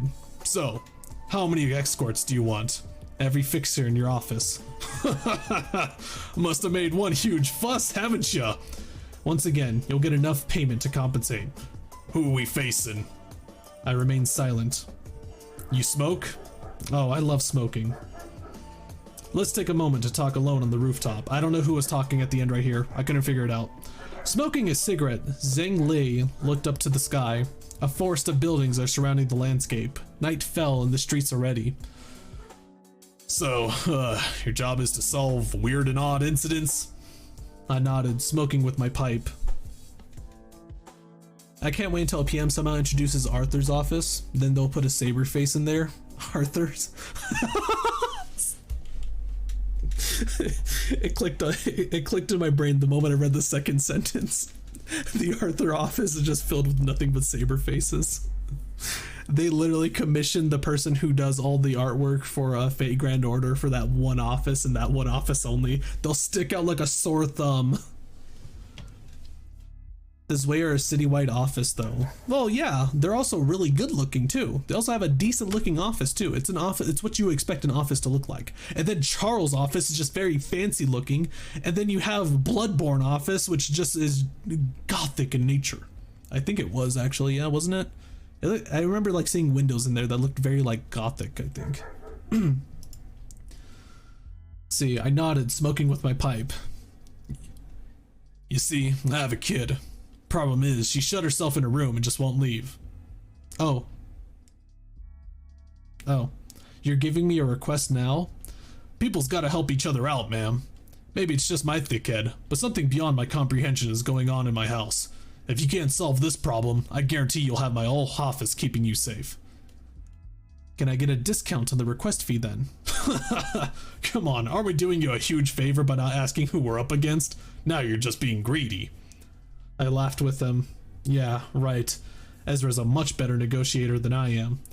Can you offer an escort right now in that case? The location is room 1306 in the business hotel on Chili Street. Ooh, I like Chili. A very useful guys will be on their way to that address right away. Good. I'll hear more about that strange happenings in your house as we head to your home. Well, then that's a deal then, yeah? I nodded and shook hands with Zhang Lei. Tobacco smoke billowed from the roof for a good while. Yo, I love this. Oh my god, this is amazing. Oh, I love this kind of stuff. She's literally not just paying them. She is also doing them help, giving them help in order to get their help. I love that kind of stuff so much. Oh my god. Okay. What is the next one? Aquarium? Was she gonna turn into a mermaid? He said daughter, right? I believe he said daughter. My daughter. Let's see. People's got it, ma'am. Something beyond my comprehension is going on in my house. She's shut. You see, I have a kid. Yeah, it's a daughter. Daughter's gonna turn into a mermaid. Check it. Just watch. Side quest? Yeah, it's like one of those quests where you ask somebody for a favor and then they ask you for a favor and then it just becomes a really long side quest and stuff. It's great. I love those. Give me like 2 or 3 minutes though. I'll put the time in and everything and we're gonna take like a very small break real quick. How do you think the hotel looks? Do you guys think it's a fancy hotel? Maybe it's a B&E. Wait. What? B&B, there we go, bed and breakfast. B&E is breaking and entering. That's a completely different kind of hotel. Yo, how sick would that be actually? How successful do you think a hotel would be if it's the kind of hotel where it's a B&E hotel. You get a room, you sleep there, and somebody breaks into your room at some point in the night when you're trying to sleep and you have to fend them off. How profitable of a hotel that is. Like, you know what it's gonna be. You know what's going to happen at night, but you don't know when. It's like, yeah? Is that $1 million idea or no? Who would do that? Who would go into a hotel like that, huh? Hey Iron, welcome. How you doing? Would anybody? No? No, just me, maybe? I think it'd be an interesting one. It reminds me, I feel like it'd be kind of like one of those same situations, like an escape room, sort of. Zay, stop spoiling. What do you mean spoiling? That's not gonna happen now. I'm literally saying, like, what happens? I'm saying this as a business idea, a business inquiry, chat. Like, what happens? Again, what happens if you buy a hotel room and you know that somebody's going to break into your hotel room? And you pay for that pretty much. You don't know when it's going to happen at night, or it could happen during the next day or something during your stay. Somebody breaks into your room and you have to fend them off. Yeah?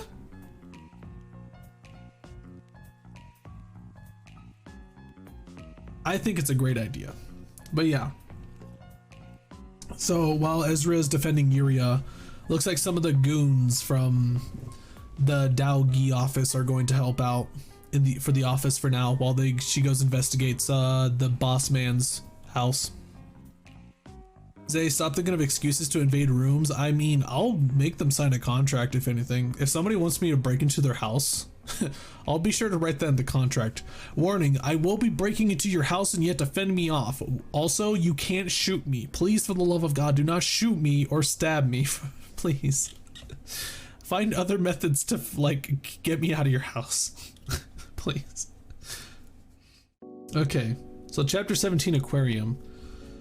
Zhang Lei led the way to his house. It's not too uncommon for a child to lock themselves in the room these days. The cause must be a trauma of some kind. This problem is highly likely to be related to distortion in that case. Besides, weird noises are coming from my daughter's room every night. Maybe you should have some more respect for a kid's privacy? It's nothing of that sort, ma'am. I've killed a whole lot of people in my life. I know the sounds of tearing flesh and breaking bones all too well. It's that gruesome and morbid noise. Something that shouldn't be heard from a kid's room, seeping out along with my daughter's screams. I'm sure you've tried forcibly opening the door, am I correct? Sure I have, but whenever I grab the doorknob or try to break the whole door, it always pushes me away, and the noise would get louder and more bruising the harder I try to open the door. I'm in a rough spot where I'm damned if I do and damned if I don't. This guy reminds me of Barrett from Final Fantasy VII. Barrett loved his kid. He was such a family man. I loved him. How old is your child? How long has it been since she locked herself in? 17. She's been there for almost 8 months now. What? She's been in that room for 8 months and you haven't checked up on her? Mate, this is like a Japanese and Korean thing, right? Is that what this is? Average Zoomer. This seems like a trope in like that you see in like Japanese shows. I've noticed. Where like the kid secludes themselves, like it's a high schooler who gets bullied out of high school, so they seclude themselves inside the room for like months on end. It's like a rare case. Hikikomori is an actual problem they have. Yeah, exact that. There you go. I forgot what it was called. Like, I get out of my room. Like, I can be inside my house for months, I would say. I could do that. But room? I could not be situated in my room for months. I would have to get out of the room at least. I think it's not that he didn't check into her, but it's more like he doesn't know how to approach this, right? Yeah, okay, yeah, that's definitely seems to be more the case of in this situation. But I mean, how long is there, are they going to be stuck in there for 8 months? Or how many months is it going to take until you find some bigwigs to try to take care of this problem? Like, when do you eventually just say, I'm going to hire a colored fixer to find this out? Maybe he actually, maybe he did hire a colored fixer. I mean, the other issue though is I think colored fixers tend to be in the murder category of fixers, so I don't think they would be able to find an appropriate solution. Maybe he doesn't have the money. He's a grade 2 fixer. He is close to the upper echelon of fixers. He should have money to like afford this kind of stuff. I couldn't stay in my room. The bathroom and shower are outside of it. Oh god, I just thought about that. Oh, the hikikomori thing. You have well, actually, I think that's what hikikomoris do though, don't they? Don't they like sneak out of the rooms at some point to go take a shower and stuff? At least, like at some point. Might be 2 weeks from now, but at least they shower at some point, right? I don't think a grade 2 could hire the purple tear to show up in a room. She just like dimensional refractions into the room. Roland is a grade 1 and he's not even rich. Yeah, that is tough. It is tough to call, like how much money do the higher grade, like I could see Red Mist being broke because she sounds like somebody who would help a charity case. She would help somebody who has no money, but they need serious help. Like it is like half a syndicate is chasing after old Granny for some reason, and Granny needs protection. I think Red Mist would do it for like a penny. 6 pence. I have 6 pence on me right now. Could you protect me, Red Mist? She's like, yeah, why not? And then she just kills half a syndicate for this old lady. Red Mist doesn't need money. She's got emotional muscle. Well, she needs food. I don't think you can feed off of emotional muscle. I reckon you didn't read the laundry one? Laundry one, what do you mean? I reckon you didn't read the laundry one. What's that?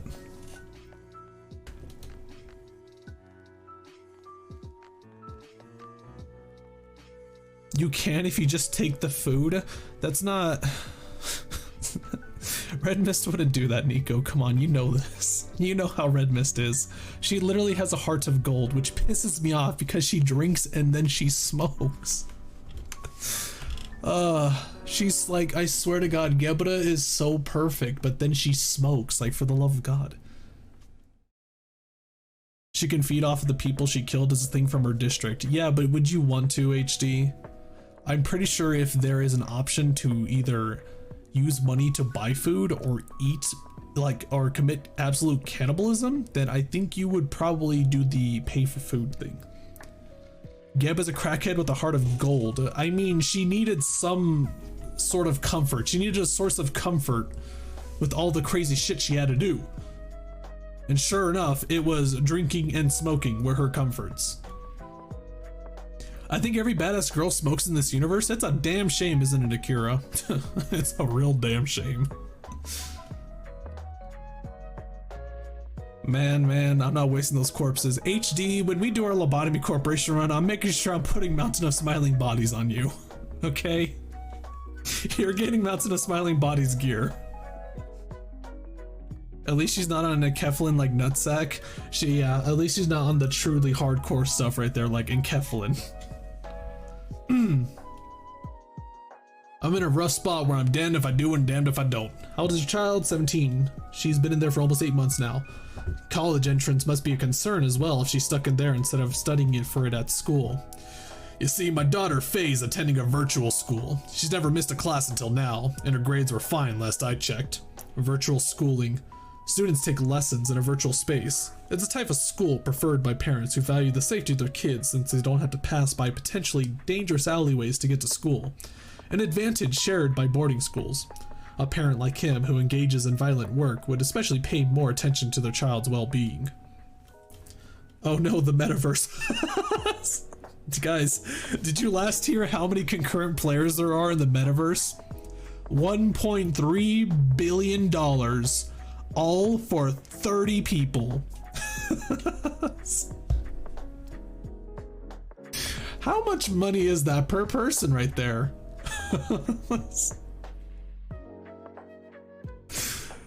That is mental. May, I would go into the metaverse just for that. I would be like, they spent 1.3 billion just for me to walk around this place, and it's all for me.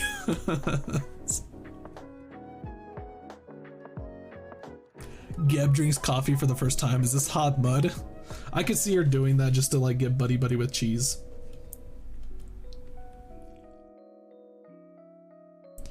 Just have hoops and ladders over the alleyway forehead. Oh, are they gonna turn into monkeys? Just climb over the alleyway forehead. And there's one other thing my brain just can't understand. What would that be? Water's leaking through the door. I don't know if it's blood or seawater, but some kind of liquid is flowing out it bit by bit. I put my hands on her forehead and whiffed my pipe. A distortion that has already materialized. That makes it a lot trickier to resolve. I'll have to see for myself how severe it is. It's her piss, man. Bruh, come on. She's 17. Relax. Zhanglei's house was located in the residential area of the back streets. It's one of the safest places outside of the nest. A complex of 30-story apartments lined up like packs of cigarettes. It's akin to a cage for chickens. I followed Zhanglei into an elevator. The lift slowly rises, creaking and rattling. His house is on the 18th floor.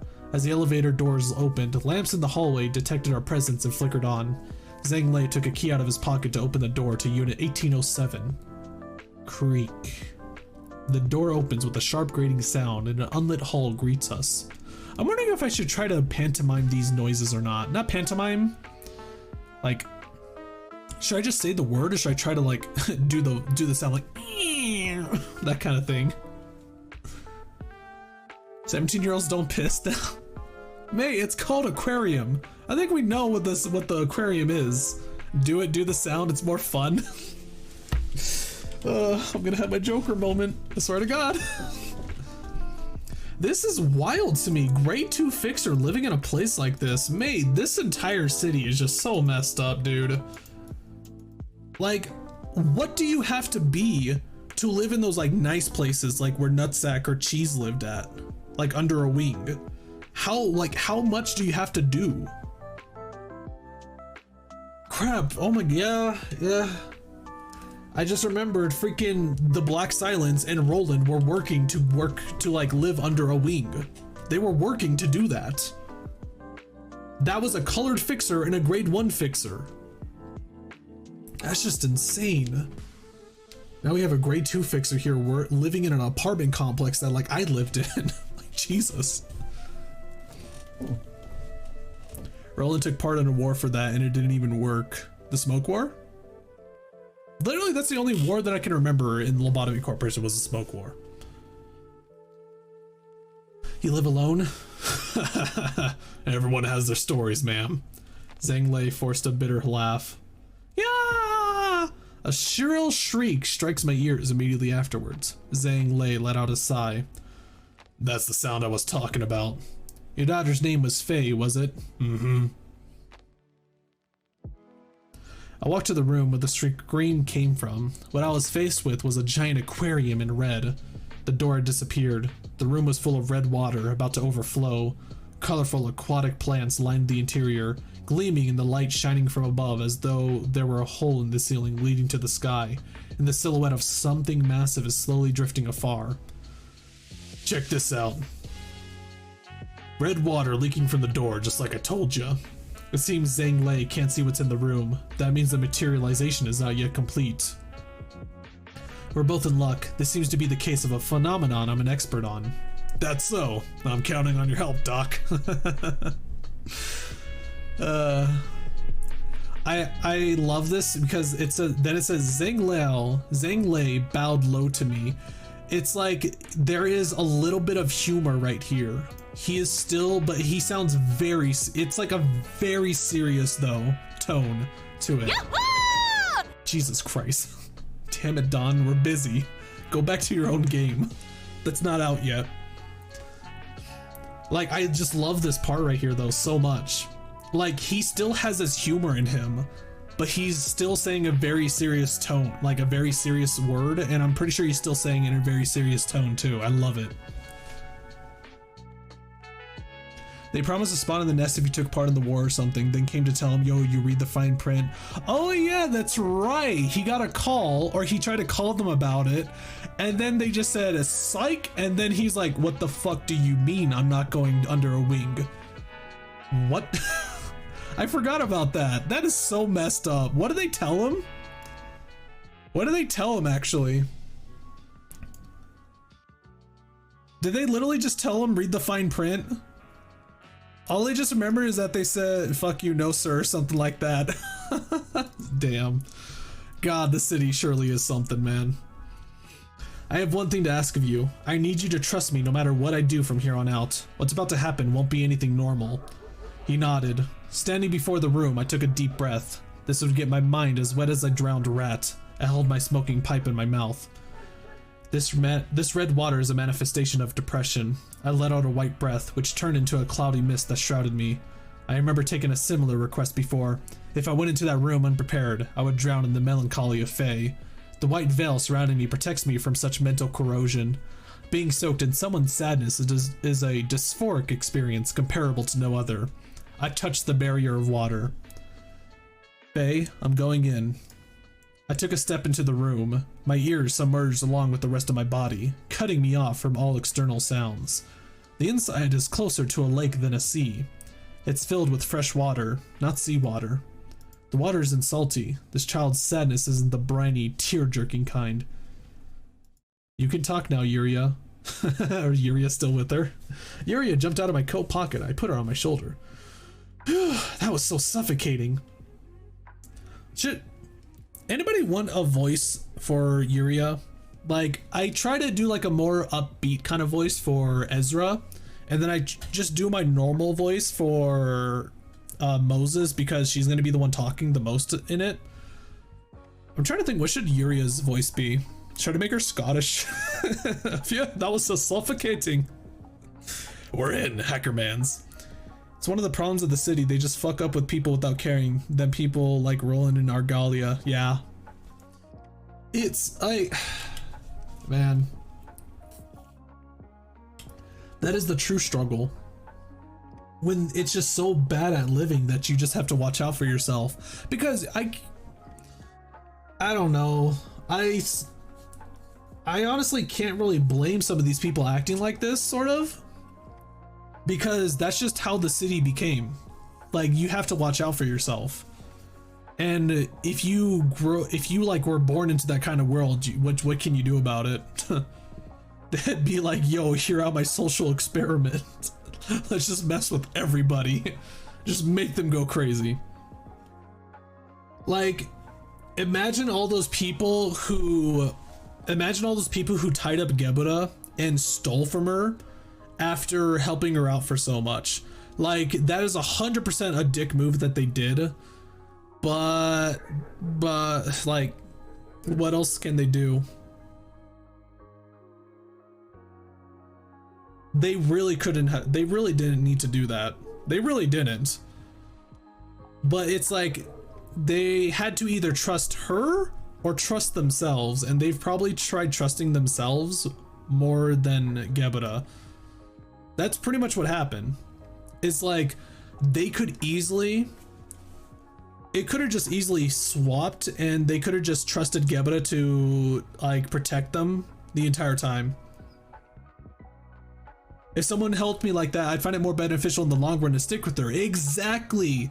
That's what I'm talking about. They could have done it that way, but because of like the crappy world that they lived in, they probably thought that like, we can't rely on Gebura.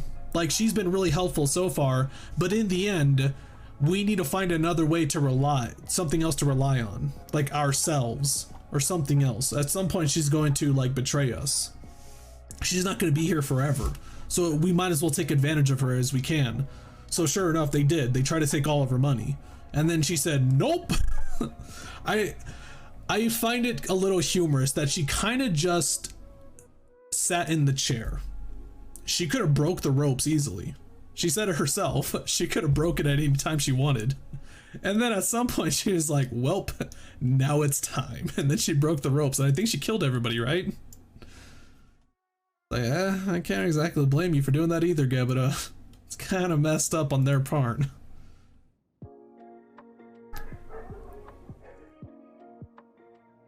She's giving us money so she can only have a shit ton more than she gave us. She's being unfair like everyone else. Yeah. But then again, I'm wondering, like, what would happen if they actually did do that, though? Do you think the wing would get involved?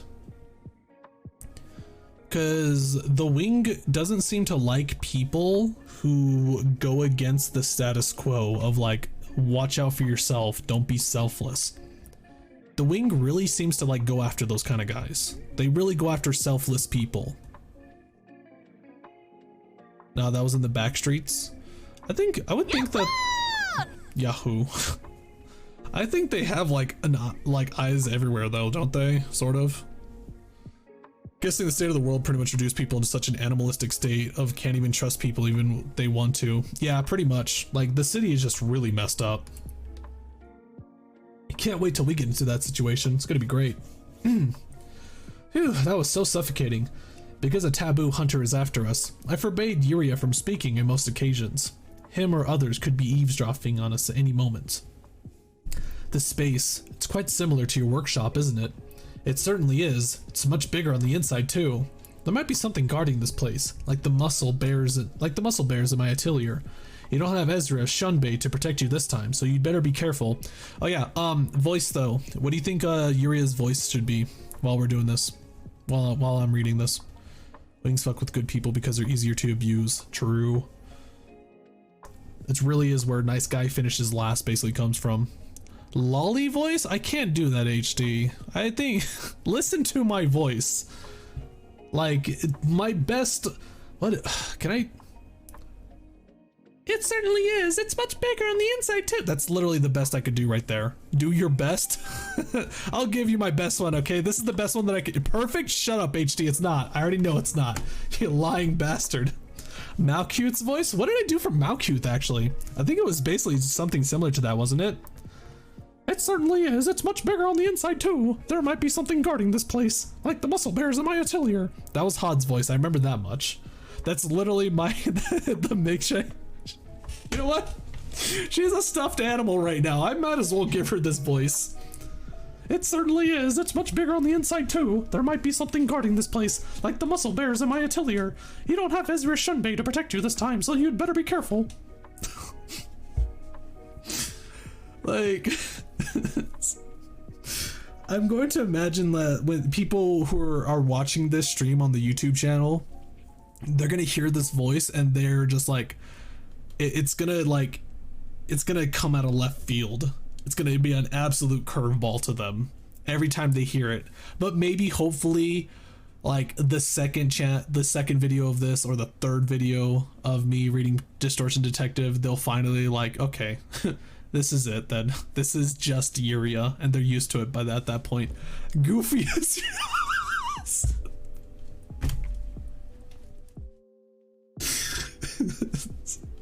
Gosh, Moses, that smoking pipe of yours is really strong.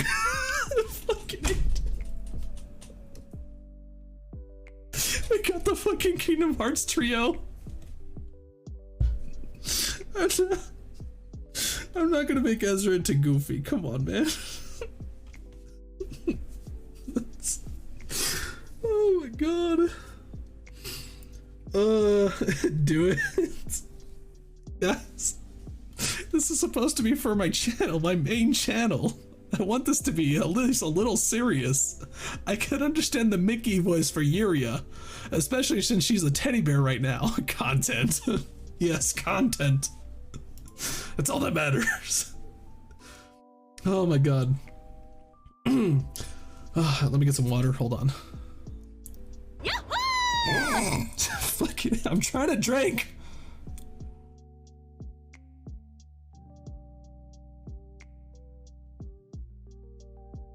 God damn it, Dawn, I swear to God. This is what I meant by wrangling you guys in. I swear to God, damn nuggets. It's been quite a long while since I worked on a case without Ezra's help. Now that I think about it, if it weren't for her, I'd be dead. I'd be long dead before I could solve half of the cases I've dealt with. I'm guessing she got bored and fell asleep alone in the hotel room by now. This place is so eerie, yet beautiful. Yeah, we should practice extra caution with beautiful distortions. I think I mixed that up. That's like that was the wrong way. The sound of laughter echoes from somewhere. I exhaled a red breath. The pipe assumed the form of a sharp crimson blade. Detective, I just heard a sound coming from over there. Faint laughter underwater. Yuria pointed out to the right. When a sound is heard in a mysterious place, should I approach the sound source or move away from it? It's a problem I still don't have a definite answer to, even after doing my job for so long. I'll have to trust my intuition at the end. I walked towards where the sound came from. Yuria, is there anything you can do to assist me in that body? Afraid not. You bold-faced little plushie. She really loves to insult this plushie. I love it. I love this. How many times has this happened so far now? It's literally just a single sentence of her insulting the plushie. Use execution bullets all you want. Nothing will un-Donald Vespa inside my brain. Wait, hold on. You want Vespa to sound like Donald? I can't do Donald. I can make him crab, bro.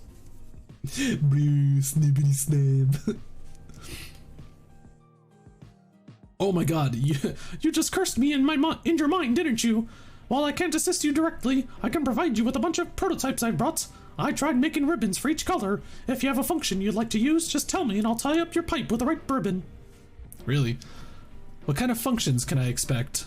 Well, there's quite a diverse range of functions and they mostly depend on your emotions, so I can't give you the details there. You can just ask me for the feelings you need right away. I'll look forward to it. Ask for the feelings I want. I'm not sure if that's the right attitude for a technician to have. We need Senior Pello to do Vespa? I know who Senior Pello is. I remember he isn't that the guy who did like a animation with Toho? He basically did like a summary of Toho 6. It's bullshit technology. I mean, that's kind of what EGO is, to be honest, at this point.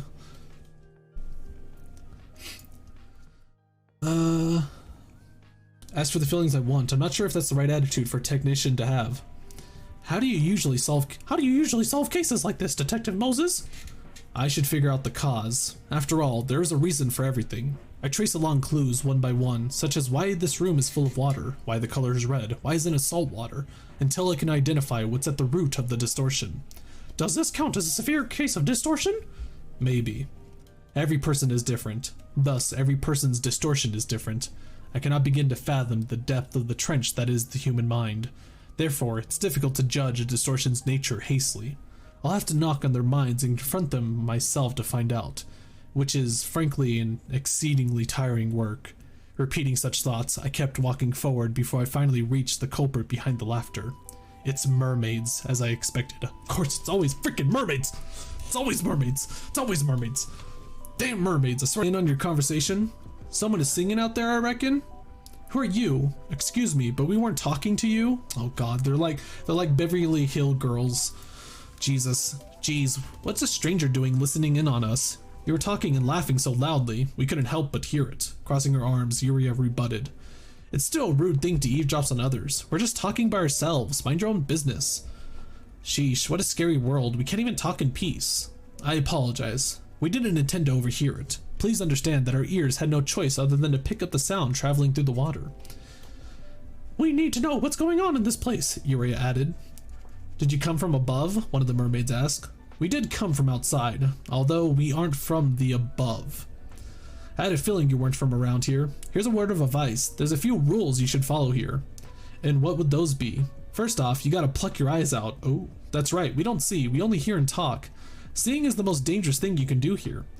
The place looks rather beautiful though, Yuria asked. God, I can't figure out who's talking right now. That's precisely why. It's so dazzling and beautiful it could kill you. So we gouge each other's eyes out. How many mermaids like you are here? Don't know. I think I heard voices of about 100 of them today. There's still a bunch of surviving friends out there. Survive from what exactly? From that huge monster, obviously. What else could it be? Anyways, we let you hear too much of our voices. You know nothing is free in this world, right? What do you want us to yield? I wouldn't mind compensating you for the things you told me. Your voice. Share your voices to us. You said this is your first time here, so we'll be conscientious and only take small portions from you two. You won't be unable to speak. Blech. Detective Moses, they're starting to freak me out. Yuria hid behind me. I paused for a moment to think. I'll have to follow their rules for a while. You can take my voice, including this kid's share. Detective Moses! Yuria, trust me. Well, fine.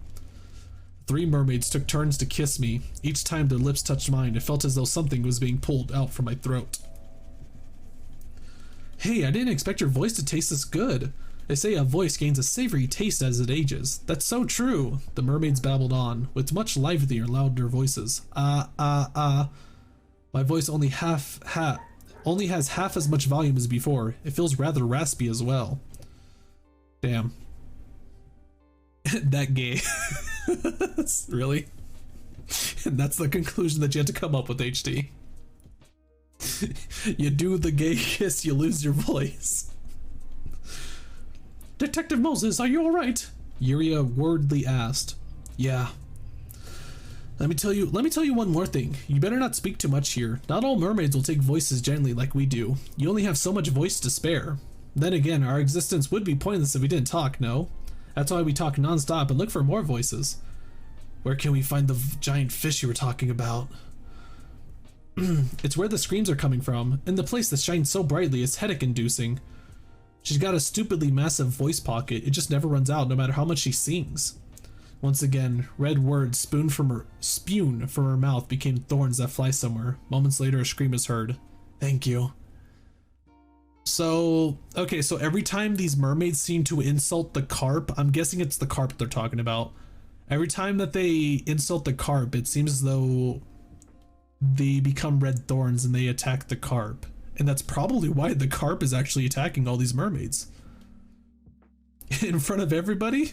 Yes, in front of everyone. Leaving behind the mermaids, I headed for the direction where the screams came from. They still noisily chatter, as if they want to be heard by others. The large monster they mentioned in the source of the screams must be Faye. It would be that Faye's own distortion is attacking her. Yuria, is it possible for your teddy bears to attack you? Sure, it's possible. There's no way I'd make such an order, though. I control the teddy bears like they're my hands and feet. You can slap your own cheek if you bothered to. You see what I mean? This could possibly be a form of self-harm. Oh god, she's emo. She's emo. 17 years old, a student, virtual school, red water, aquarium, freshwater carp, mermaids, song, voice, thorns, self-harm. I slowly enumerate the clues and make possible connections. Discord with someone at school, delicacy of a child at puberty, she's being groomed on the internet, desire for a beautiful voice, urge to sing, self-loathing, attempted suicide, severe relationships. There's still much leeway for guessing. This pool of red water was created from someone's blood. Bled from a wounded heart, most likely. Stagnant water means melancholy. The gloom is typically distorted in the form of water. Sadness full of sorrow manifests as seawater, usually with a deep blue hue. The subject often burrows deep into their own heart, settling the ocean depths. On the other hand, a blood-red water is destructive kind. This place can be compared to an aquarium or a shallow pond. A body of stagnant water glowing in bright powder pink that is neither dark nor deep. An aquarium of depression where destructive impulse suddenly rests. Repeating such thoughts in my mind, I slowly walked toward the epicenter of the sounds. Whenever the screams paused, I spoke with blind mermaids passing by. With every mermaid talking about screams, I gained more information about where the source is located. As I get closer to the sounds, more red thorns quickly fly past me. I turn around to deflect the ones flying directly towards me with my sword as I advance. You have a sword? Where'd the sword come from?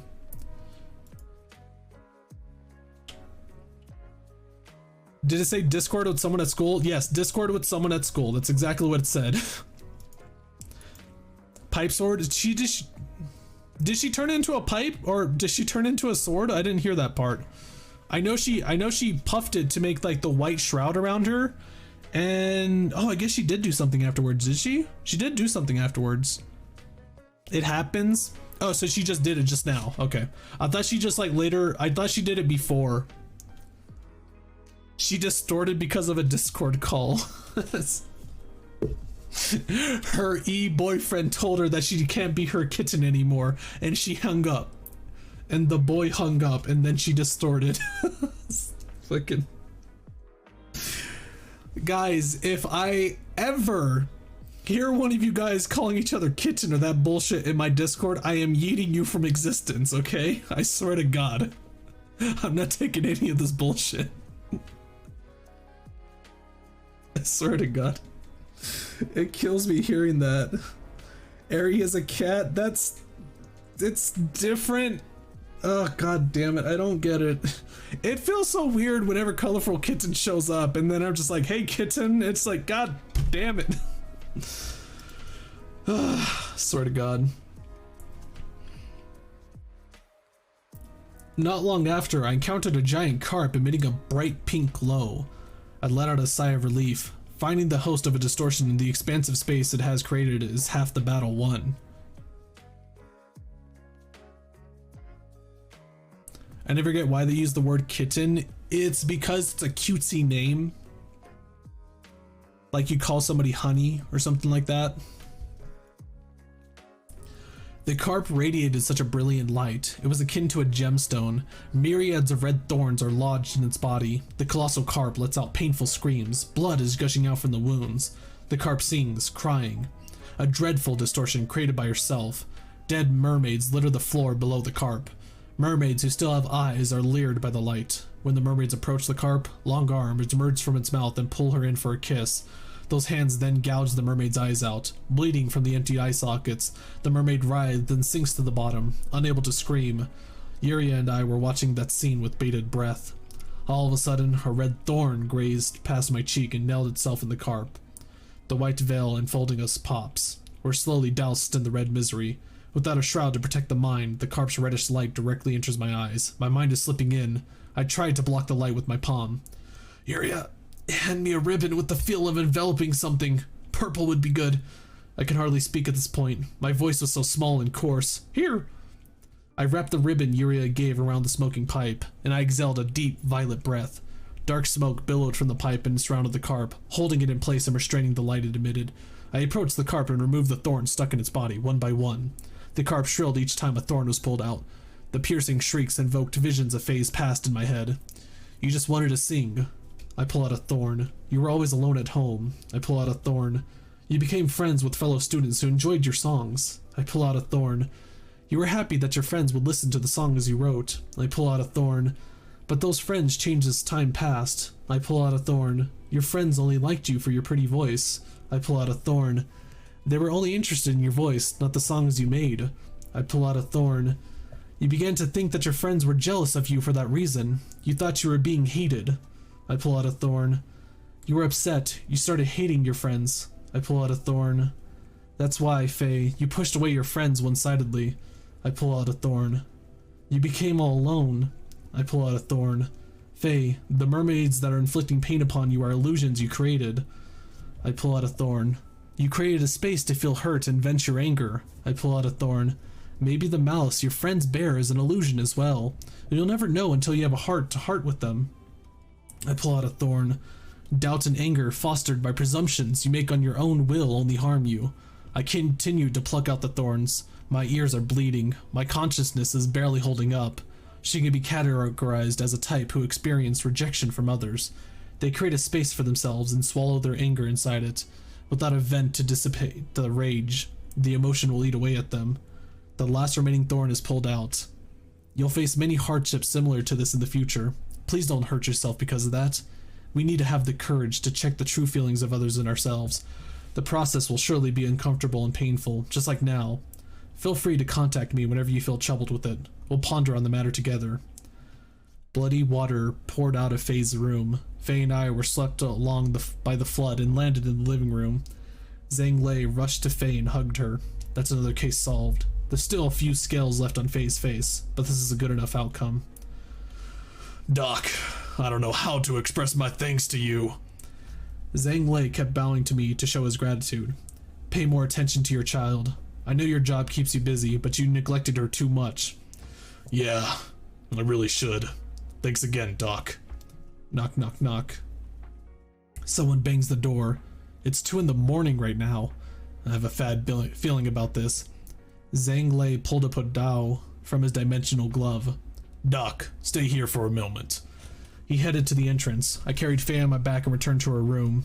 The front door was knocked out of the frame and flown into the house with a loud noise. Oh boy. Is a person named Moses here? Vespa Crabbro. Fucking A. That's his voice. Well, who are you? Zhang Lei asked back in an intimidating tone. Vespa Crabbro. Fucking Associate Fixer of Vencorp and a taboo hunter. Please spare me a moment. I have business to handle here. Let me guess, someone broke the taboo? Correct. Click clack. Vespa's shoes audibly sound on the flooring. Hey, why don't you take your shoes off at least? Click clack. I can hear him open each door of the house. You ain't listening for shit, huh? Vespa was almost at the door to Faye's room. The floor is soaked with water. Or is this blood? Doc, run! A yellow blade flashed before my eyes. Zhang Lei's podao blocked Vespa's sword. The sharp noise echoed through the house. Zhang Lei. Oh. Oh? That is a cutie crab, bro. Hey, Pulse, how you doing? Is this the mermaid arc? Yep. This is the mermaid arc, and yeah. Crab bro. Crab bro decided to show up.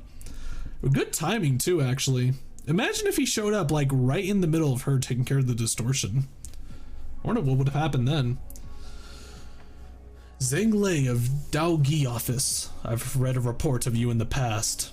Well, ain't that an honor? Dr. Moses, please take good care of my daughter. I gave him a nod. Vespa adjusted his glasses and scowled at me. The sound of swords clashing against each other blared from the house for a while. Noises of furniture breaking down, clamor of tussles and rough shouts. I hurriedly went down the apartment, carrying Faye on my back. I couldn't afford to wait for an elevator, so we took the stairs. The noise of them fighting could still be faintly heard as I descended. We reached the ground floor. Something dropped from above with a heavy thud, causing the concrete floor around it to cave in. I laid Faye on the ground. The dark shape rose from the ground as it came under the streetlight. Vespa's yellow clothing was smeared with blood, and the blood wasn't his. He's holding something in his hand. He then tossed it at us. It's Zhang Lei's head. Really? That's fucked. That sucks. I placed my smoking pipe in my mouth and let out a pale blue breath, and red blood gushed out.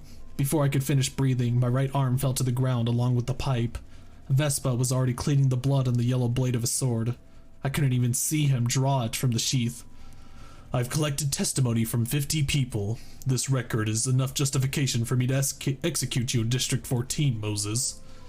He put the yellow huando back in its sheath and slowly approached me. Any last words? Vespa spoke in a deep voice, adjusting his glasses. Somebody's getting far. Pale damage? Yeah, where was the pale damage, Nico? All I saw was red blood. Have you read any more of this? Nope. Well, we started on chapter 11 this stream. This is all I know. Like, I haven't read any of this since like the last stream, like in March of last year. And the reason why is because I wanted to do this with you guys. I wanted to read this with you guys. So like, I've been sitting here thinking like, when do I start reading this again? Blue Mist sounds like evil Gebura. That would be nasty. She was called the Red Mist because anybody she fought would just turn into mist. How do you turn somebody into Blue Mist? Are you gonna read Leviathan as well at some point? Yup. When I'm done with Distortion Detective, I'm planning to jump to Leviathan. I am going to reread the comic part of where I last left off of. I left off in Leviathan when they were starting to do some Ocean 11 shit. And there's still a little bit of the comic left, and then it turns into a novel. So I'm gonna do both of the manhwa part that I haven't read yet, and then I'm gonna do the novel part as well.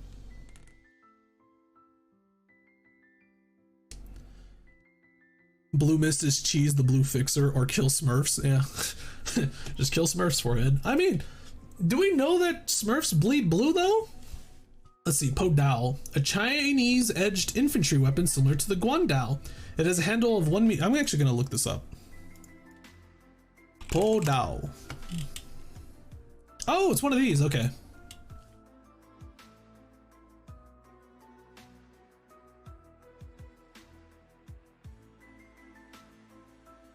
It seems crazy to me how many different like Chinese weaponry there are. Like, well, Asian weaponry, I guess. Whereas, like in Europe, in medieval times, we had rapier, sword, and big sword. We had the thin sword that pokes people. We had the sword, and then we had the sword with the round wood for as a shield. And then we have big sword, and then even bigger sword. We just like increased the sword. So that is what the Po Dao looks like. And then what is the Hwando? Hwando, Korean single-edged short sword. Oh, it's just a sword then. It's just a short sword. Used strictly with one hand. It is curved slightly and has a length of... I'm guessing like Hwando is like the name of a short sword. But man, historical weapons are quite insane. Every place has a lot of swords. Oh yeah. Like, I remember seeing like those pictures with like hundreds of different like shapes and sizes for swords and stuff. But in the end, nothing beats a simple spear, baby. In the end, a spear and a shield is literally the best weapon you can have on you. I believe that was, I remember like reading up that that's like literally the best thing you can have as a weapon back then. Literally just a shield and a spear. Hammer beats spear? Yeah, spears are broken. Nerf, please. Spears OP, nerf. Fire Emblem says so. Oh, does a hammer beat spears in Fire Emblem? Okay. Spear is cheap and easy to use. You really do just need just like that tiny bit of pointiness at the end, don't you? And then just got him. You really just do need that just clean poke on somebody to just disable them, basically. Unless they're on drugs, which I know some people actually did do that back in medieval times. They would drug up their soldiers. Chapter 19, The Hunter. I'm more interested in hearing what you have to say. Do you want to take my life? Blood is flowing out of my severed right arm. All I can do at this point is run my mouth. Dr. Moses, I do not enjoy killing people. I don't wish to stain my body with blood that I don't need to see. So, what is it that you want? First and foremost, the most important task, retrieving the original footage that was recorded. Vespa shook his hand to check his watch for a moment, then resumed his speech. Second, moving you, Ezra, and Yuria, the three people who broke the taboo, to N-Corp. Apparently, Yuria was not the only one guilty of violating the taboo. You don't immediately kill those who break the taboo? How considerate. Well, that's how things are.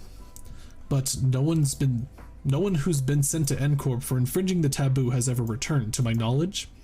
Vespa glared at me and readjusted his glasses. Dr. Moses, make no mistake. I could decapitate you right now and store your head in a preservation cube. Then why aren't you doing so? Vespa has something he needs to coax out of me, something he can get from me. Knowledge about the distortion? It doesn't make sense for a taboo hunter to inquire about the distortion. Vespa's objective is to bring Ezra, Yuria, and I to his employer.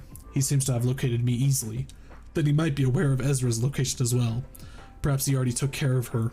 However, he would have no need to hesitate if I were the only remaining target. Now I get it.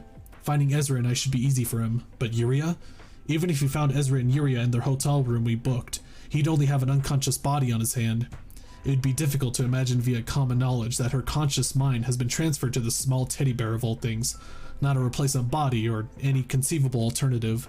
And Vespa is pressed for time right now. If he had enough to spare, he would have severed my head like he threatened to do just now and searched my brain for the relevant information. This shows that he has no time to do even that. This gives me leeway for negotiation. He needs to know something only a conscious Yuria knows. He's yet to find the original recordings. Only Yuria knows where they are. They'd be inside Yuria's workshop. In that case, I have time and information as my weapon. So, why does he... So he needs the recordings to...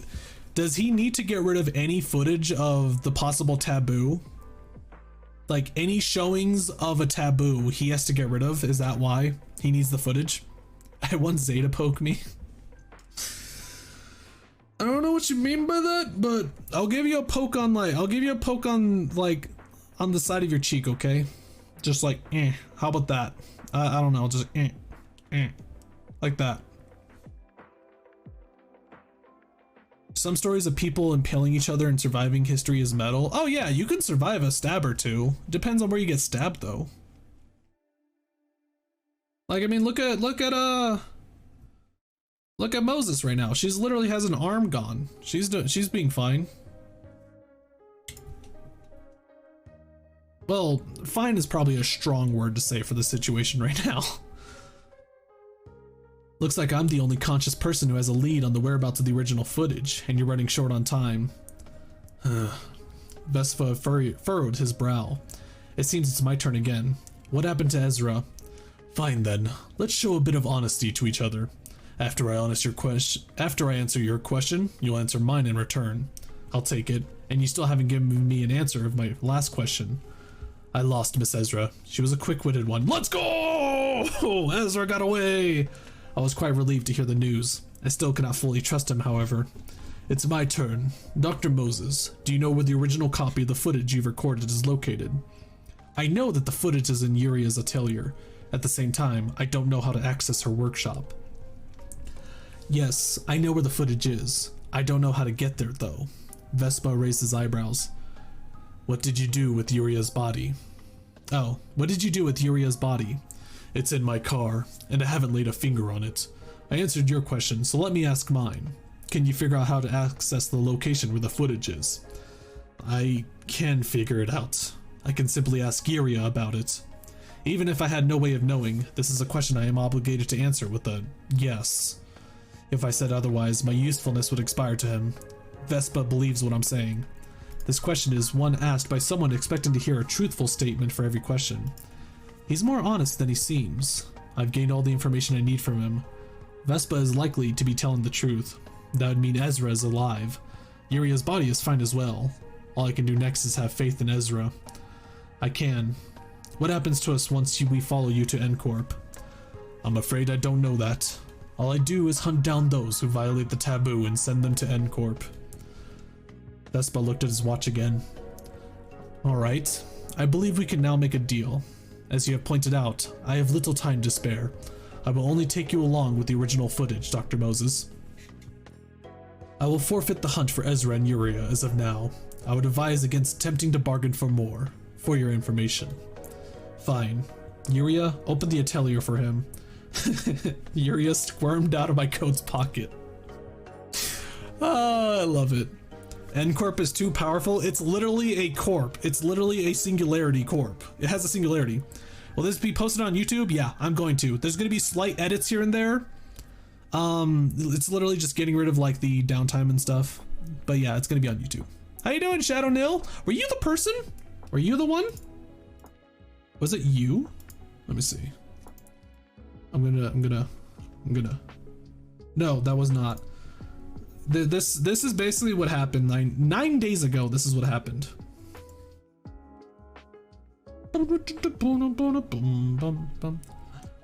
If my screenshot app would stop freezing. This is basically what happened. Like, it wasn't you. It wasn't you, Shadow Nail. This is what happened basically 9 days ago. I got this like notification that somebody responded to this video, and they said this, please continue this. And I just figured, you know what? Let me go ahead and do that. Why not? I just simply said sure. So yeah, this is gonna be on YouTube. And this is also going to be on my main channel, but again, just edited just a little bit. I did forget the one important thing. I forgot about my book. I forgot to add the book, and I don't think I really can because I believe one of these nuggets is taking up my first slot right now. Let me see. I don't even have my book and my streaming assets, really? I mean, it was when I didn't have this model yet though, so I guess it does make sense. Hold on. Where's my book at? I should get an actual asset. I should get an actual book asset. That's what I wanted to do before I did this. I might ask for somebody. Nuggets are too problematic. You damn nuggets. Paul's at the start of this. I said I had to wrangle you guys in. You guys keep causing an uproar, I swear. I'm surprised this like company hasn't fallen apart because of you guys, not the abnormalities in here.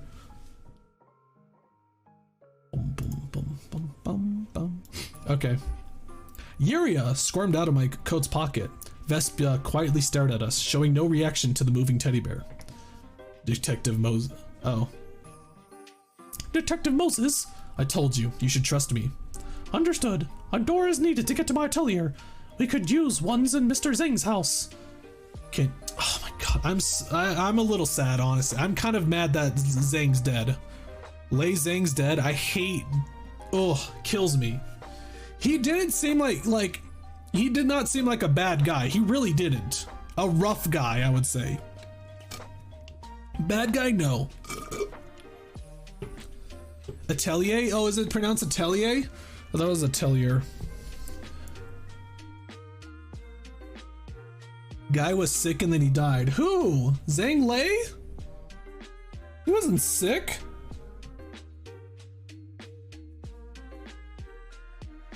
He's a rough guy living in a rough world with a daughter.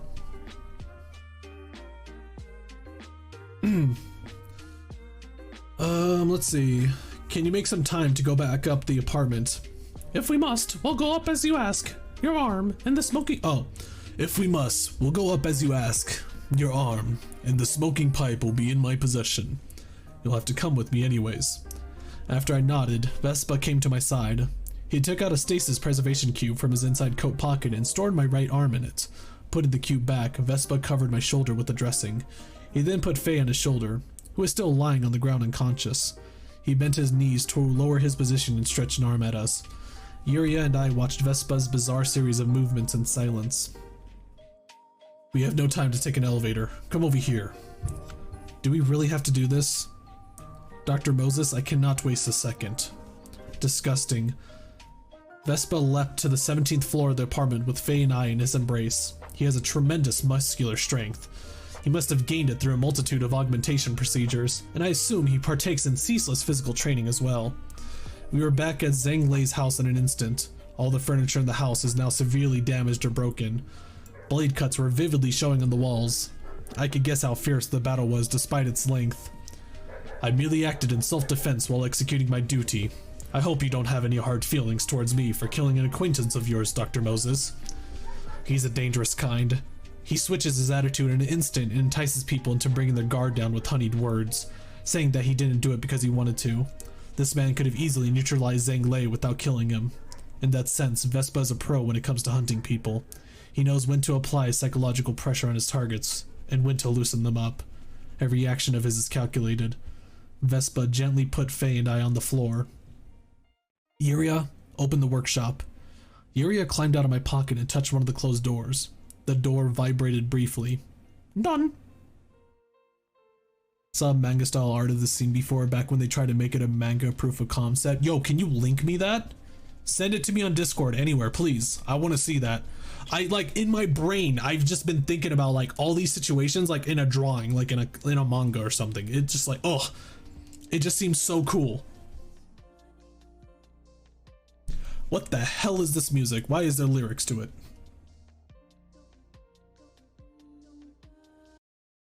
We're finding different music real fast. Give me 1 second.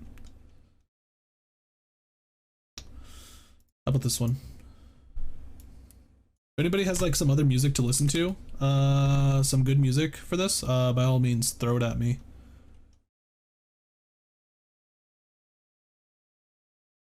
How about this one? Yeah. How about this one?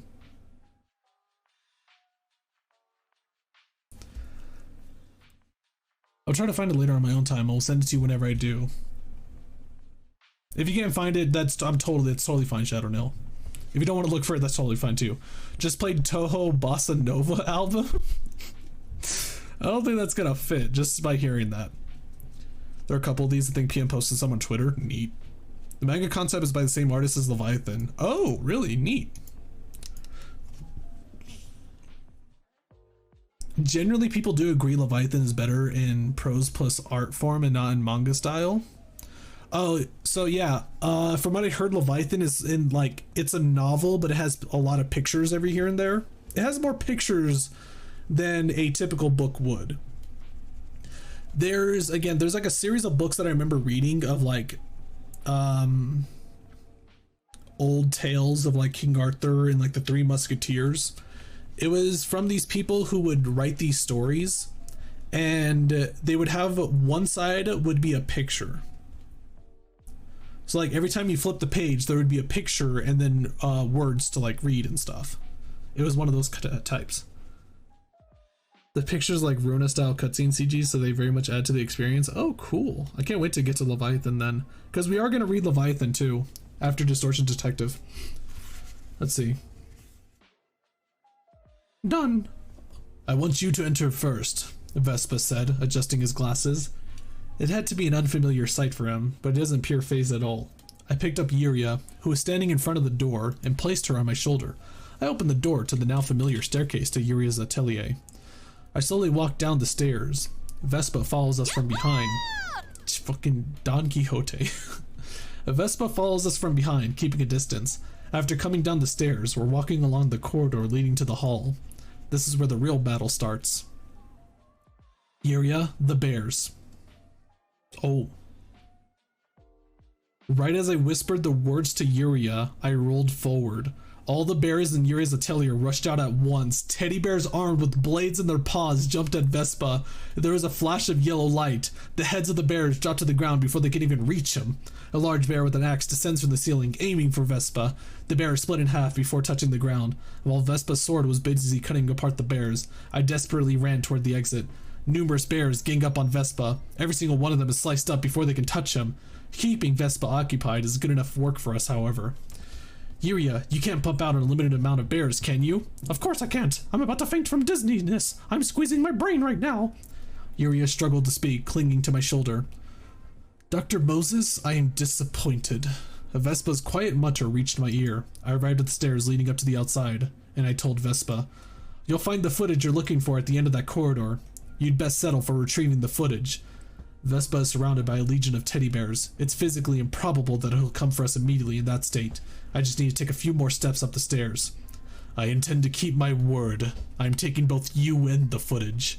Light flashed for a split second. I fell down on my face with a groan. A spear penetrated my left thigh and nailed itself to the floor. This is a tool for hunting humans. It's a harpoon, not an ordinary spear. Damn it. The hornet was embroidered on his clothes for a reason. Vespa hurriedly approaches me, slicing up the bears around him. I tried to pull the harpoon out of my thigh, but it wouldn't budge. I don't have the strength to remove this. Yuria tries to help me, but to no avail. Falling on the stairway, I lifted my head. All I had to do was climb up those stairs. Vespa was now right behind me. The exit seems so far and faint now. I suppose taking your head was a better idea after all. Vespa adjusted his glasses. This will not happen again. So this is how it ends. Hectopascal kick, 10 times the acceleration. No, it's Ezra. Ezra landed her foot on Vespa's chest with incredible force. Vespa was flung far away at a remarkable speed. Detective, are you okay? Ezra was also covered in injuries. Just look at me and tell me if this looks okay. Ezra Shunbei, Jr. Yuria hopped excitedly. Ezra responded with a wide smile. She must have been worried about Yuria because she couldn't protect her body from Vespa. But it's still too early to be relieved. Most foes would have been reduced to pieces of flesh and bone the moment they came in contact with Ezra's flying kick coming down from the height of a long stairway at full force. However, Vespa was only knocked away by its impact. That monster of a man. I didn't quite understand what was happening in Leviathan until they switched format to a novel. Really? I have a hard time keeping up with like combat scenes in mangas and stuff, but Most of it seemed pretty trackable, what was going on in Leviathan. The fight at the beginning, though, of like the first 2 chapters was a bit difficult, though. I didn't really understand what was going on there. Ezra, please get rid of this thing stuck in my thigh. Okay, detective, hold still for a bit. I grit my teeth. The harpoon was removed from the ground once Ezra gave it some force. Detective, can you get up on your own? Ezra has no time to help me up. She has to face Vespa, who will come back for us in no time. Shunbei. Oh, Shunbei, I'll help detective up with my bears. Okay, I'll leave it up to you, Junior.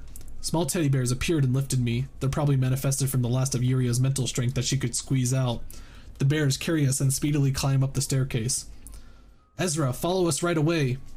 With the blast of sound, a yellow light sparkles from the end of the corridor and dashes towards us. In the fraction of a second, Ezra caught the yellow blade between her palms with a clapping motion. Excellent, Vespa remarked, shaking his rumpled hair with his vacant right hand. Detective, you should go first, Ezra shouted. Ezra, get up here as soon as you see a chance, I shouted back. Don't think I can do that, sorry.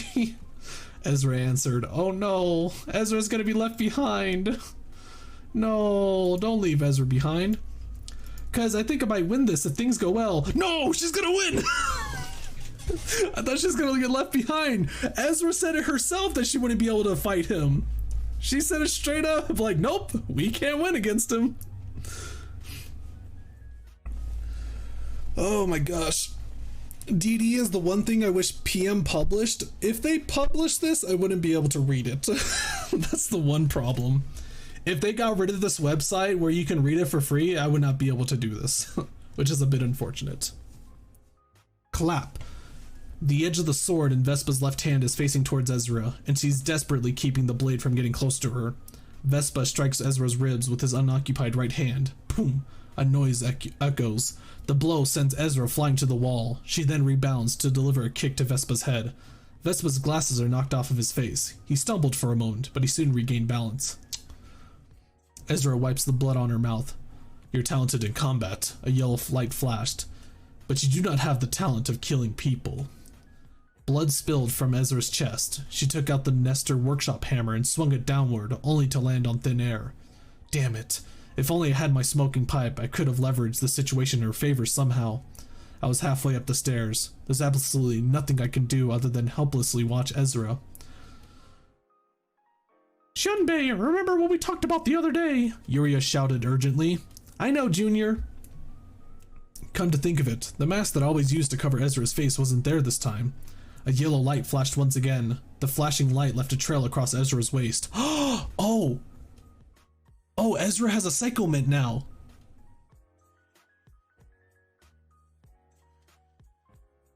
I wonder if Marisol will be as OP as Vespa. I was definitely like relating the two, honestly. I kind of wanted to try to give Vespa here a French accent.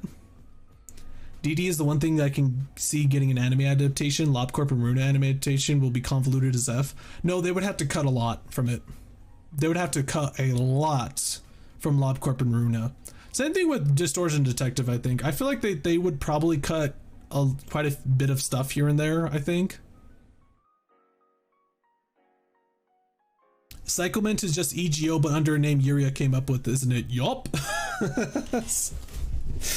It really is just EGO. So far what we've seen though is Psycho Mint, you can relate it to like Zane and Teth EGO.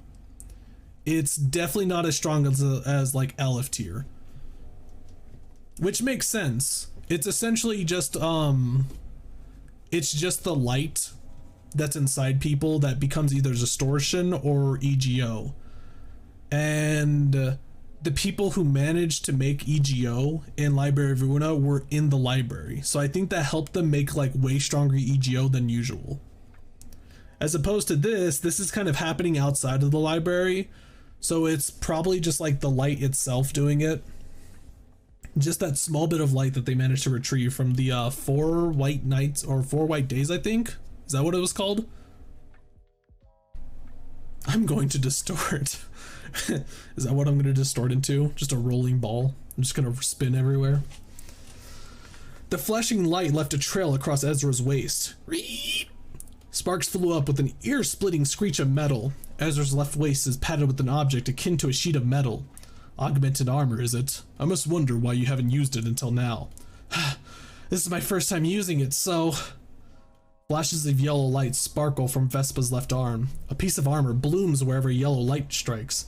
The blade leaves yellow trails as it slices through the armor, but it fails to leave a deep cut. Ezra shrugs off Vespa's attack and swiftly closes in on him. That's my Ezra. Ezra's cyclement is thoroughly protecting her. She drills a fist into Vespa's chest without hesitation. The sheer force of the punch produced a sound wave that resounded through the workshop. Vespa flinched with a cough. Ezra gave him no rest from the flurry of her fist. Vespa is steadily being pushed into the corner, coughing up blood. This battle is under Ezra's control now. She gives her opponent no room to brandish their sword. Ezra knows well how to fight someone armed with a bladed weapon. But Vespa is just as persistent. He won't fall down or let go of his blade. Even though his face is already covered in blood, he won't lose his balance. Despite seeing Ezra completely dominate the fight, I can't be at his ease. I must reassess you.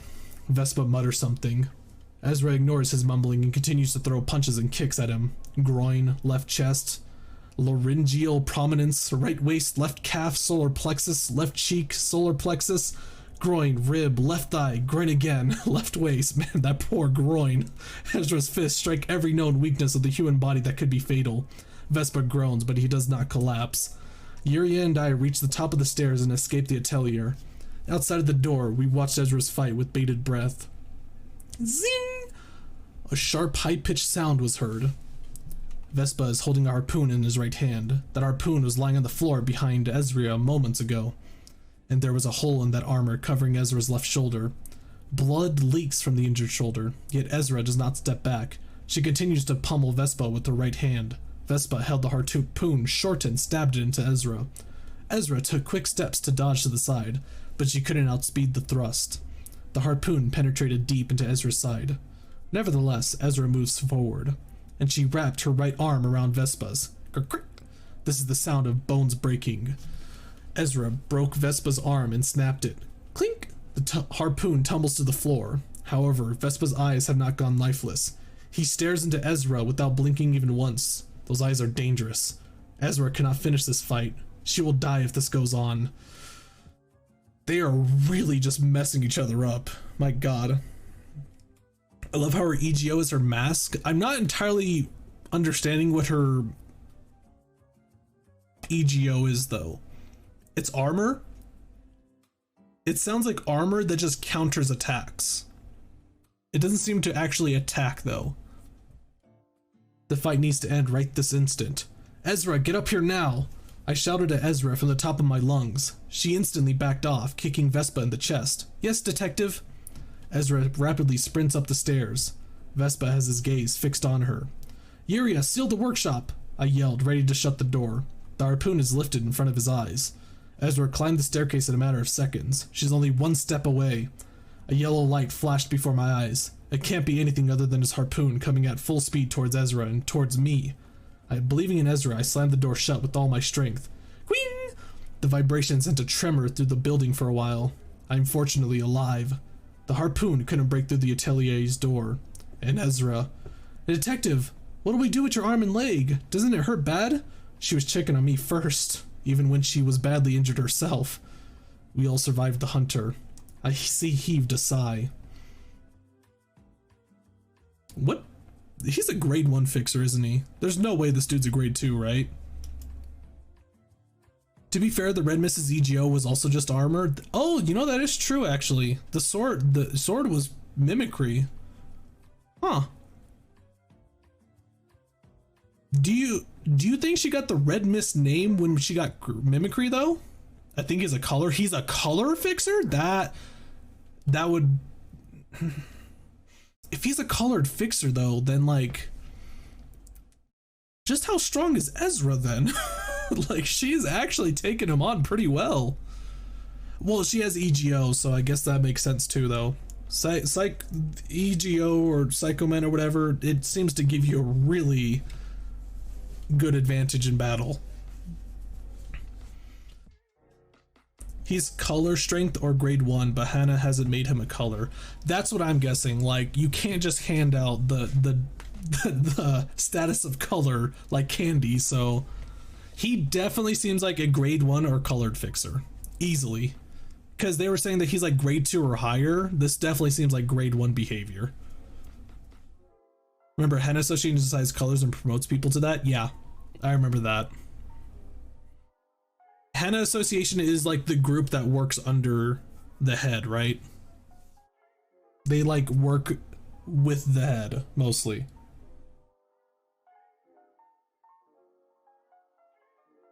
You just checked his profile? Oh, did we get to check it soon? Looking around the living room, I was greeted by the fixers of Daogi office who were still alive, and Faye was at the center of them. There's many pieces that need picking up here. Oh. The other fixers went to the house. And they're seeing that the daughter's still alive, but Zhang Lei's dead. I wonder how they're gonna take that.